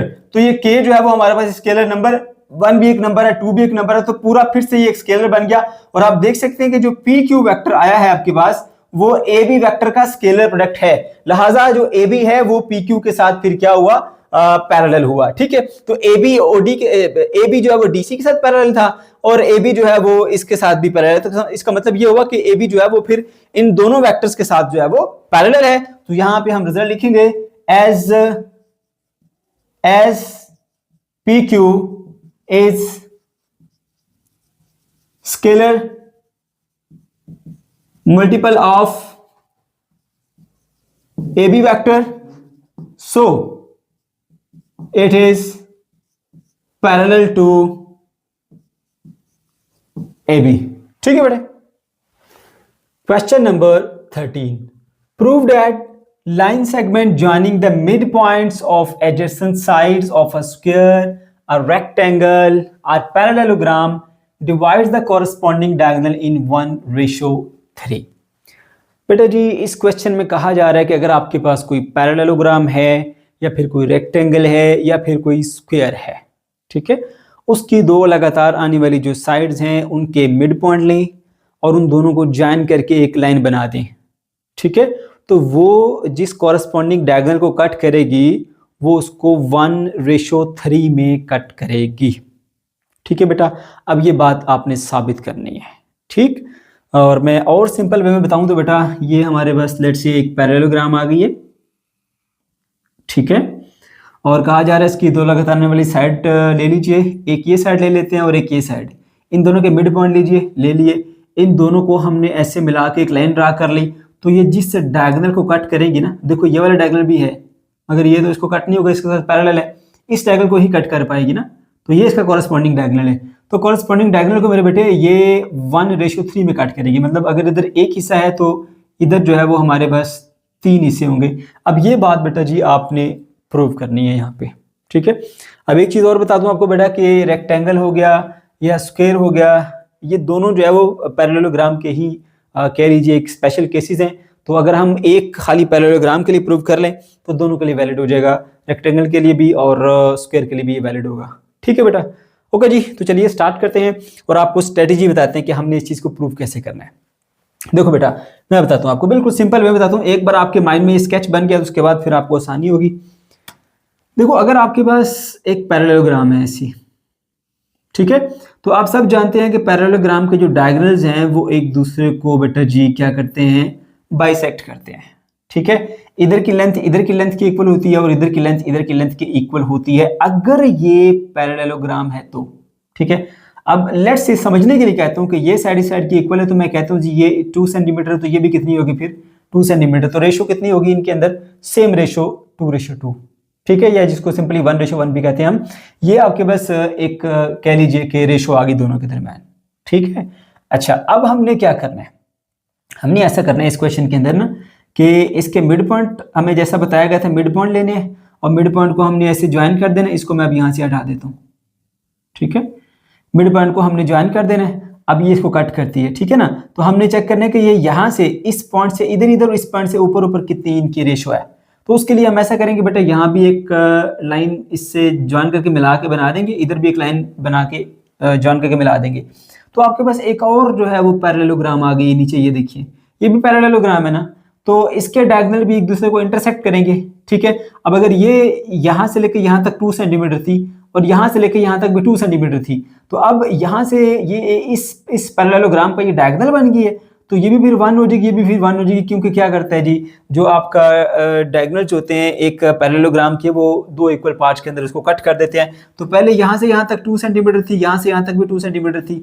अब जब यहाँ एक पैरेललोग्राम बन गई और ये उसका डायगोनल है और ये डायगोनल इसको इंटरसेक्ट करता है, बाइसेक्ट करता है, तो ये भी 1 होगी, भी 1 होगी। इस तरह से देखो कि आप इस पॉइंट से ऊपर 2 + 1 ये 3 बन गया सारे का सारा ये वाला, ठीक है, और इस पॉइंट से नीचे ये आपके पास 1, तो इस तरह से 1:3 जो है वो आपके पास प्रूव हो जाएगी। तो इसलिए मेरे बच्चों क्या करोगे आप नीचे भी एक डायगोनल बनाओगे और एक ये बड़ी डायगोनल है, एक ही छोटी डायगोनल, इन दोनों डायगोनल का सहारा लेते हुए आप ये बात जो है वो साबित कर पाओगे, ठीक है। तो चलिए जी स्टार्ट करते हैं। ये आपके माइंड में एक स्केच आ गया कि बेसिकली हमने करना क्या है, ठीक है। ये क्वेश्चन बेटा बहुत तगड़ा है और अगर कहा जाए आपके लेवल से ऊपर का है तो गलत नहीं होगा, थोड़ा टफ क्वेश्चन है, ठीक ठाक, तो आपने जरा फुल अटेंशन से इसको अंडरस्टैंड करना है। मैंने आपको आइडिया बता दिया कि हम इसको सॉल्व कैसे करेंगे, क्या स्ट्रेटजी होगी हमारे पास, ठीक है।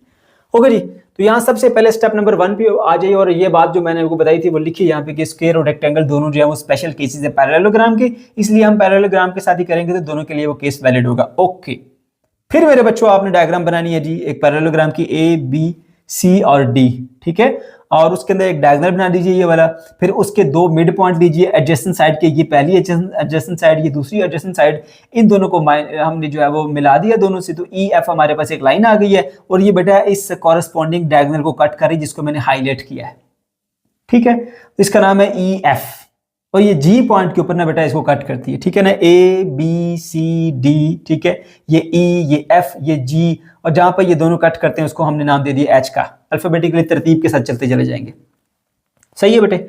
ओके जी, उसके बाद फिर आपने ये बात बतानी भी कि इसके अंदर E और F जो है वो दोनों के हैं वो मिड पॉइंट है इन एडजेसेंट साइड AB और BC के, ठीक है, ये आपने बता दिया।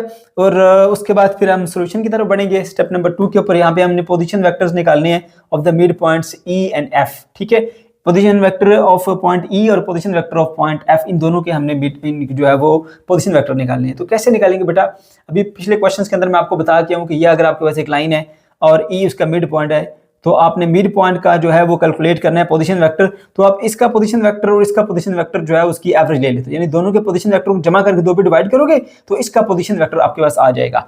पोजीशन वेक्टर कैसे शो करते हैं? पोजीशन वेक्टर वो वेक्टर होता है जो ओरिजिन से किसी एक पॉइंट तक आता है। ओरिजिन के जो कोऑर्डिनेट्स होते हैं वो 0 0 होते हैं और उसको हम शो करते हैं बेटा जी ओ से। ये सब बातें बता के लाया हूं। तो पोजीशन वेक्टर ऑफ पॉइंट ई को हम लिखते हैं ओ ई से, ठीक है। और ओ ई इन दो पॉइंट्स के दरमियान मिड पॉइंट है ना, तो इसका पोजीशन वेक्टर जमा इसका पोजीशन वेक्टर डिवाइडेड बाय 2, बस बात खत्म। तो ये अगर इसका मिड पॉइंट है तो दोनों पॉइंट के जो पोजीशन वेक्टर है उनकी आप एवरेज ले लोगे। इसका पोजीशन वेक्टर ओ ए, इसका पोजीशन वेक्टर ओ बी, दोनों को जमा किया 2 से डिवाइड। इसी तरह मेरे बच्चे आपने एफ को भी कैलकुलेट करना है। एफ का पोजीशन वेक्टर क्या है? एफ जो है इन दो पॉइंट के दरमियान मिड पॉइंट है ना, तो इसका पोजीशन वेक्टर जमा इसका पोजीशन वेक्टर डिवाइडेड बाय 2 करेंगे। So O F is equal to O C plus O B divided by 2। तो दोनों के पोजीशन वेक्टर्स को बेटा जमा करके आपने 2 से डिवाइड कर दिया तो आपके पास ओ एफ पोजीशन वेक्टर आ गया। इसका पोजीशन वेक्टर भी आ गया, इसका पोजीशन वेक्टर भी आ गया। अब बेटा आपने यहां से लेकर यहां तक लेंथ कैलकुलेट करनी है, तो हम कैसे कैलकुलेट करते हैं जी? अगर हम ई एफ को कैलकुलेट करना चाहते हैं तो एफ के पोजीशन वेक्टर में से ई के पोजीशन वेक्टर को माइनस किया जाता है। That's why E F is equal to O F minus O E, ठीक है बेटा। अब ओ ई की वैल्यू भी है, ओ एफ की वैल्यू भी है, दोनों वैल्यूज ना मैं यहाँ पे इसके अंदर पुट कर दूंगा, ठीक है। ये ओ एफ की वैल्यू और ये ओ ई की वैल्यू दोनों मैंने यहाँ पुट कर दी। एक ये वैल्यू पुट कर दी, दूसरी वैल्यू मैंने यहाँ पर ये पुट कर दी।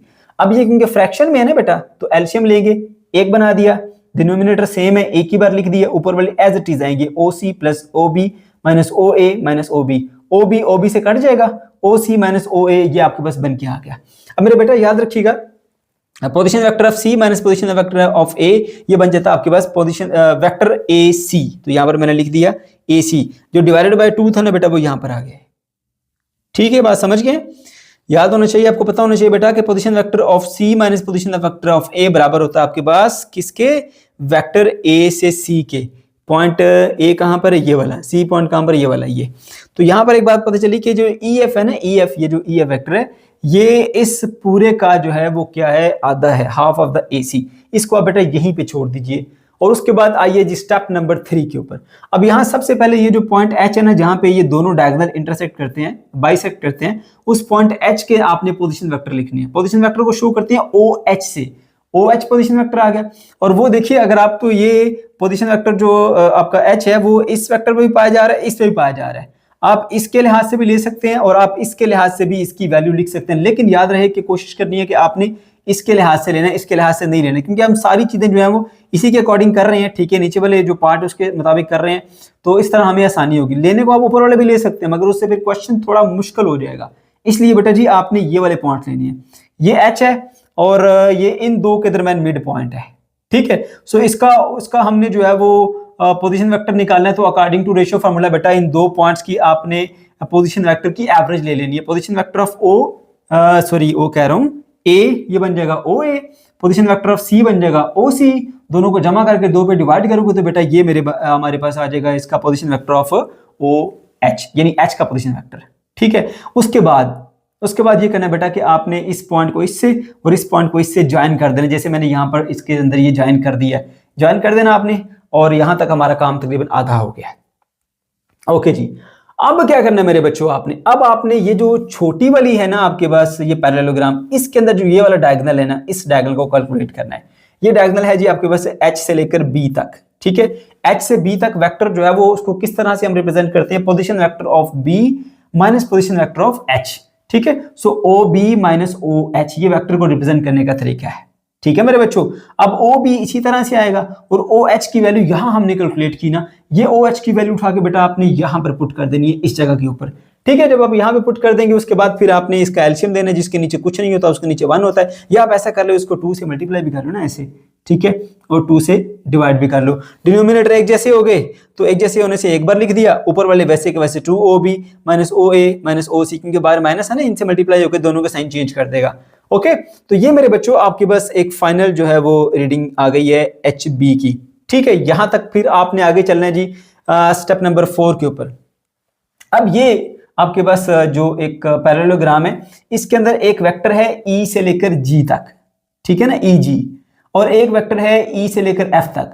अब ई जी और ई एफ दोनों क्या है मेरे बच्चों? ये दोनों के दोनों जो है वो पैरेलल हैं, और जो वेक्टर्स पैरेलल होते हैं, ठीक है, वो इस प्रॉपर्टी को फॉलो करते हैं। जैसे मैंने आपको बताया था कि A vector is parallel to B, तो आप लिखते हैं A is equal to K time B या A is equal to lambda time B, या आपकी मर्जी है के या लैम्डा इस्तेमाल कर सकते हैं। A is equal to K time B, है ना। तो उसी कंसेप्ट को यहाँ पे इस्तेमाल किया गया कि अगर ई जी और ई एफ दोनों पैरेलल हैं, इसका मतलब ये हुआ कि फिर ई जी is equal to K time E F होगा, ठीक है। अच्छा जी, अब ई जी जो है ना वो यहाँ पर, ये देखिए ई जी क्या है, यहां से लेकर यहां तक ये है। मैं इसको अगर यहाँ पे ड्रा कर लूं तो ये आपका पॉइंट ई है, ये आपका पॉइंट जी है, ये ई जी वैक्टर आ गया, और ये बराबर है जी आपके पास यहां से ई एच और एच जी, ठीक है। तो according to head to tail rule, आप देख सकते हैं इधर हेड से हेड, इधर टेल से टेल, तो ये आपका रिजल्टेंट है। This is equal to this vector plus this vector. तो आप इस तरह से लिखेंगे कि ये जो आपका ई जी है ना, ई जी वो बराबर है ई एच वेक्टर और एच जी वेक्टर के। तो आपने लिख दिया E H vector plus H G vector is equal to K time E F vector, ठीक है बेटा। अब ये जो ई एच वेक्टर है, ई एच कहां पर है, ई एच मेरे बच्चों यहां से लेकर यहां तक का है।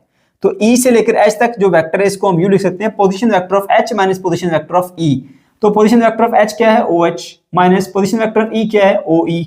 तो ये इस तरह से हम इसको लिख सकते हैं, ठीक है। तो ये इसकी जगह पे ये लिख दिया, फिर प्लस, तो यहां पर मैंने जो है वो प्लस लगा दिया।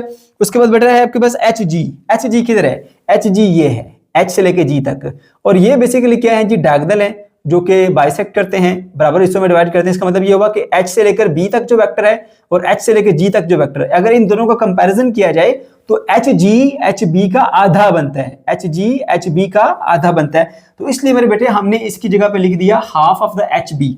ये देखिए ये एच जी था ना, इसकी जगह पे हमने लिख दिया half of the H B. उसके बाद इक्वल्स टू ई एफ, उसी तरह से आपने लिख दिया के इंटू ई एफ, ठीक।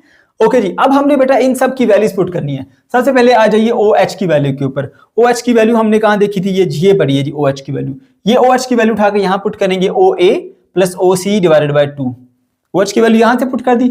उसके बाद माइनस ओ ई की वैल्यू बेटा यहां पर है, ये O A plus O B divided by 2। तो देखिए जी O A plus O B divided by 2। उसके बाद फिर नेक्स्ट है 1/2, ये 1/2 आ गया। फिर एच बी, और मेरे बेटा एच बी की वैल्यू हमने यहाँ रेडी करके रखी हुई है, ये वाली एच बी की वैल्यू उठा के हमने यहाँ पर पुट कर देनी है, ठीक है। Is equal to K time ए सी। अब ये जो ई एफ है, ई एफ, ठीक है, ये देख सकते हैं आपकी हमारे पास इधर था, ए एफ किधर गया जी, ए सी की वैल्यू, हाँ किधर किधर किधर, ये आ गया ई एफ, ठीक है। और इस ई एफ की जगह पे हमने ये वाली वैल्यू उठा के रखी है 1/2 ए सी, यहाँ पर k इंटू 1/2 AC, समझ गए बेटा। अच्छा, उसके बाद अब हमने इसको थोड़ा सिंप्लीफाई करना है। इसका डिनोमिनेटर में 2 है, इसके डिनोमिनेटर में 2 इंटू 2 4 बन जाएगा, यहाँ पर भी 2, यहाँ पर भी 2। तो अगर हम 4 से मल्टीप्लाई कर देंगे तो सारी फ्रैक्शन खत्म हो जाएगी। इसको 4 से मल्टीप्लाई किया, ठीक है, तो 2 1 द 2 2 2 द 4 होता है, 2 इन दोनों से मल्टीप्लाई हो जाएगा, 2 OA 2 OC। इसको जब 4 से मल्टीप्लाई करेंगे 2 1 द 2 2 द 4 होता है, 2A प्लस 2 OB। तो यहाँ पर भी आएगा जी 2 OA 2 OB, क्योंकि बाहर माइनस था तो दोनों के साइन बेटा नेगेटिव हो जाएंगे। उसके बाद यहाँ देखिए बेटा 2 इंटू 2 4 4 4 से मल्टीप्लाई करके कट गया, तो ये 2 OB उसी तरह से 2 OB आएगा, ठीक है। कहाँ गया 2 OB, ये रहा ये। उसके बाद माइनस OA उसी तरह से माइनस OA रहेगा, OC उसी तरह से OC रहेगा। उसके बाद बेटा अब आपने कटिंग करनी है। देखो ये OA है माइनस 2 OA, और इसके अलावा कोई और है इधर माइनस 2 नहीं है, ये है जी माइनस 2 OB प्लस 2 OB, ये कटेंगे। इसको इधर ही मैं काट देता हूँ दोनों को, ये समझिए, ये वाला इस वाले से कट गया। अच्छा, उसके बाद फिर और कौन सा जी हमारे पास, माइनस 2 OA प्लस 2 OA, ये भी मेरे बेटा दोनों आपस में कट जाएंगे, ठीक है ना। Minus 2 OA plus 2 OA cut गए, पीछे रहेगा 2 OC, ठीक है, और ये माइनस OC। तो 2 OC में से एक OC निकल गया, तो OC आपके पास बाकी बच गया, ठीक है। अच्छा, तो ये OC वाले को हमने डील कर लिया और 2 OC वाले को भी डील कर लिया। ओके, टिक लगा देते हैं इसके ऊपर, ये भी होगा, ये भी होगा, ये भी होगा, ये भी होगा, ये भी हो गया, ये रह गया OA, माइनस का OA उसी तरह से रह गया, and that is equal to 2 into K into AC, ठीक है, 2K इंटू AC। अच्छा, अब ये याद रखिएगा, position vector of point C minus position vector of point A, इन दोनों से हमारे पास वेक्टर बनता है AC, ठीक है। तो यहां पर हमने position vector of C minus position vector A से AC बना दिया। तो AC वेक्टर आ गया और that is equal to 2 into K into AC, दोनों तरफ AC है, और ये 2AC जो है इधर आके डिवाइड हो जाएगा, K इधर ही रखिए, AC वेक्टर से कट गया और 1/2 इज इक्वल टू K, ये बेटा आपके पास K की वैल्यू आ गई है। ठीक है, अब स्टेप नंबर 4 पे आइए। अब क्या करना आपने, ये K की वैल्यू ना, यहाँ पर जो रिलेशन था ये इस K की वैल्यू के अंदर जो है वो पुट कर दीजिए, तो ये बन जाएगा EG is equal to half of the EF। ठीक है, पता चला कि ये जो E से G तक वैल्यू है ना, ये EF का आधा है, यानी फिर ये मिड पॉइंट हुआ। मिड पॉइंट हुआ तो इसका मतलब ये है कि इधर से इधर लेंथ बराबर है, इधर से इधर लेंथ बराबर है। ठीक है, अगर ये बात साबित होगी इसका मतलब ये हुआ कि अगर हमने पूरे को बोला था कि ये 2:2 है, तो इसका मतलब फिर ये उस 2 का भी आधा आधा यानी 1:1 होगा। तो ये 1 बन गया, ये भी 1 बन गया और ये उसका डबल है तो 2 बन गया। तो इस तरह से बेटा इस पॉइंट से ऊपर देखिए 2 + 1 3 सेंटीमीटर और 2 इस G से नीचे ये सिर्फ 1 है। सो 1:3 सेंटीमीटर आपके पास बन के आ रही है, और यही चीज आपने प्रूव करनी थी कि इन दोनों के दरमियान जो रेशियो है वो 1:3 आ जाती है। ठीक है, तो ये बात अब आप यहाँ पे लिखेंगे, it means point G is mid point of the diagonal BD and also mid point of the diagonal EF। BD कहां से है जी, DB कहां गया, DB का भी मिड पॉइंट है। ये मेरे ख्याल से थोड़ी सी मैंने यहाँ पे गलती कर दी, इसको मैं करेक्ट कर देता हूँ। It means that G is the mid point, G ये है ना, तो HB बनेगा, HB, इसको मैं HB कर देता हूँ। ठीक है, ठीक हो गया, mid point of the diagonal HB and also mid point of the diagonal EF, ये EF का और HB दोनों का ये मिड पॉइंट है। ठीक है, ये दोनों का मिड पॉइंट है ना बेटा। ठीक है, तो आपने कह देना है बेटा जी कि ये जो है वो फिर मतलब बिल्कुल सेंटर में पाया जाता है, तो इधर से इधर की लेंथ और इधर से इधर की लेंथ जो वो बराबर है, तो यहाँ पे मेंशन करेंगे also mid point of the diagonal EF in the parallelogram EBFH, in the parallelogram EBFH। देखा ना, वो गलती से मैंने कहीं पॉइंट D लिख दिया था। ठीक है, ये H पॉइंट था उसके अंदर, करेक्शन कर लीजिएगा बेटा इसकी। सही है, हो गया। In the parallelogram so HG is equal to GH, यानी दोनों में जो रेशियो है वो आपके पास सेम होगी, बिल्कुल सेम रेशियो उनके दरमियान। ठीक है, अगर एक 1 है तो दूसरा भी क्या होगा, फिर 1 होगा। सो इससे बात पता चली कि जो GB है और जो DG है उनमें जो रेशियो पाई जाती है बेटा वो 1:3 की पाई जाती है, क्योंकि यहाँ पर मैं आपको बता चुका हूँ कि ये डायगोनल्स कट करते थे तो 2:2 आई थी अपने समझने के लिए। इसी वजह से मैंने कहा था कि 2:2 होता कि आपके लिए समझना आसान हो।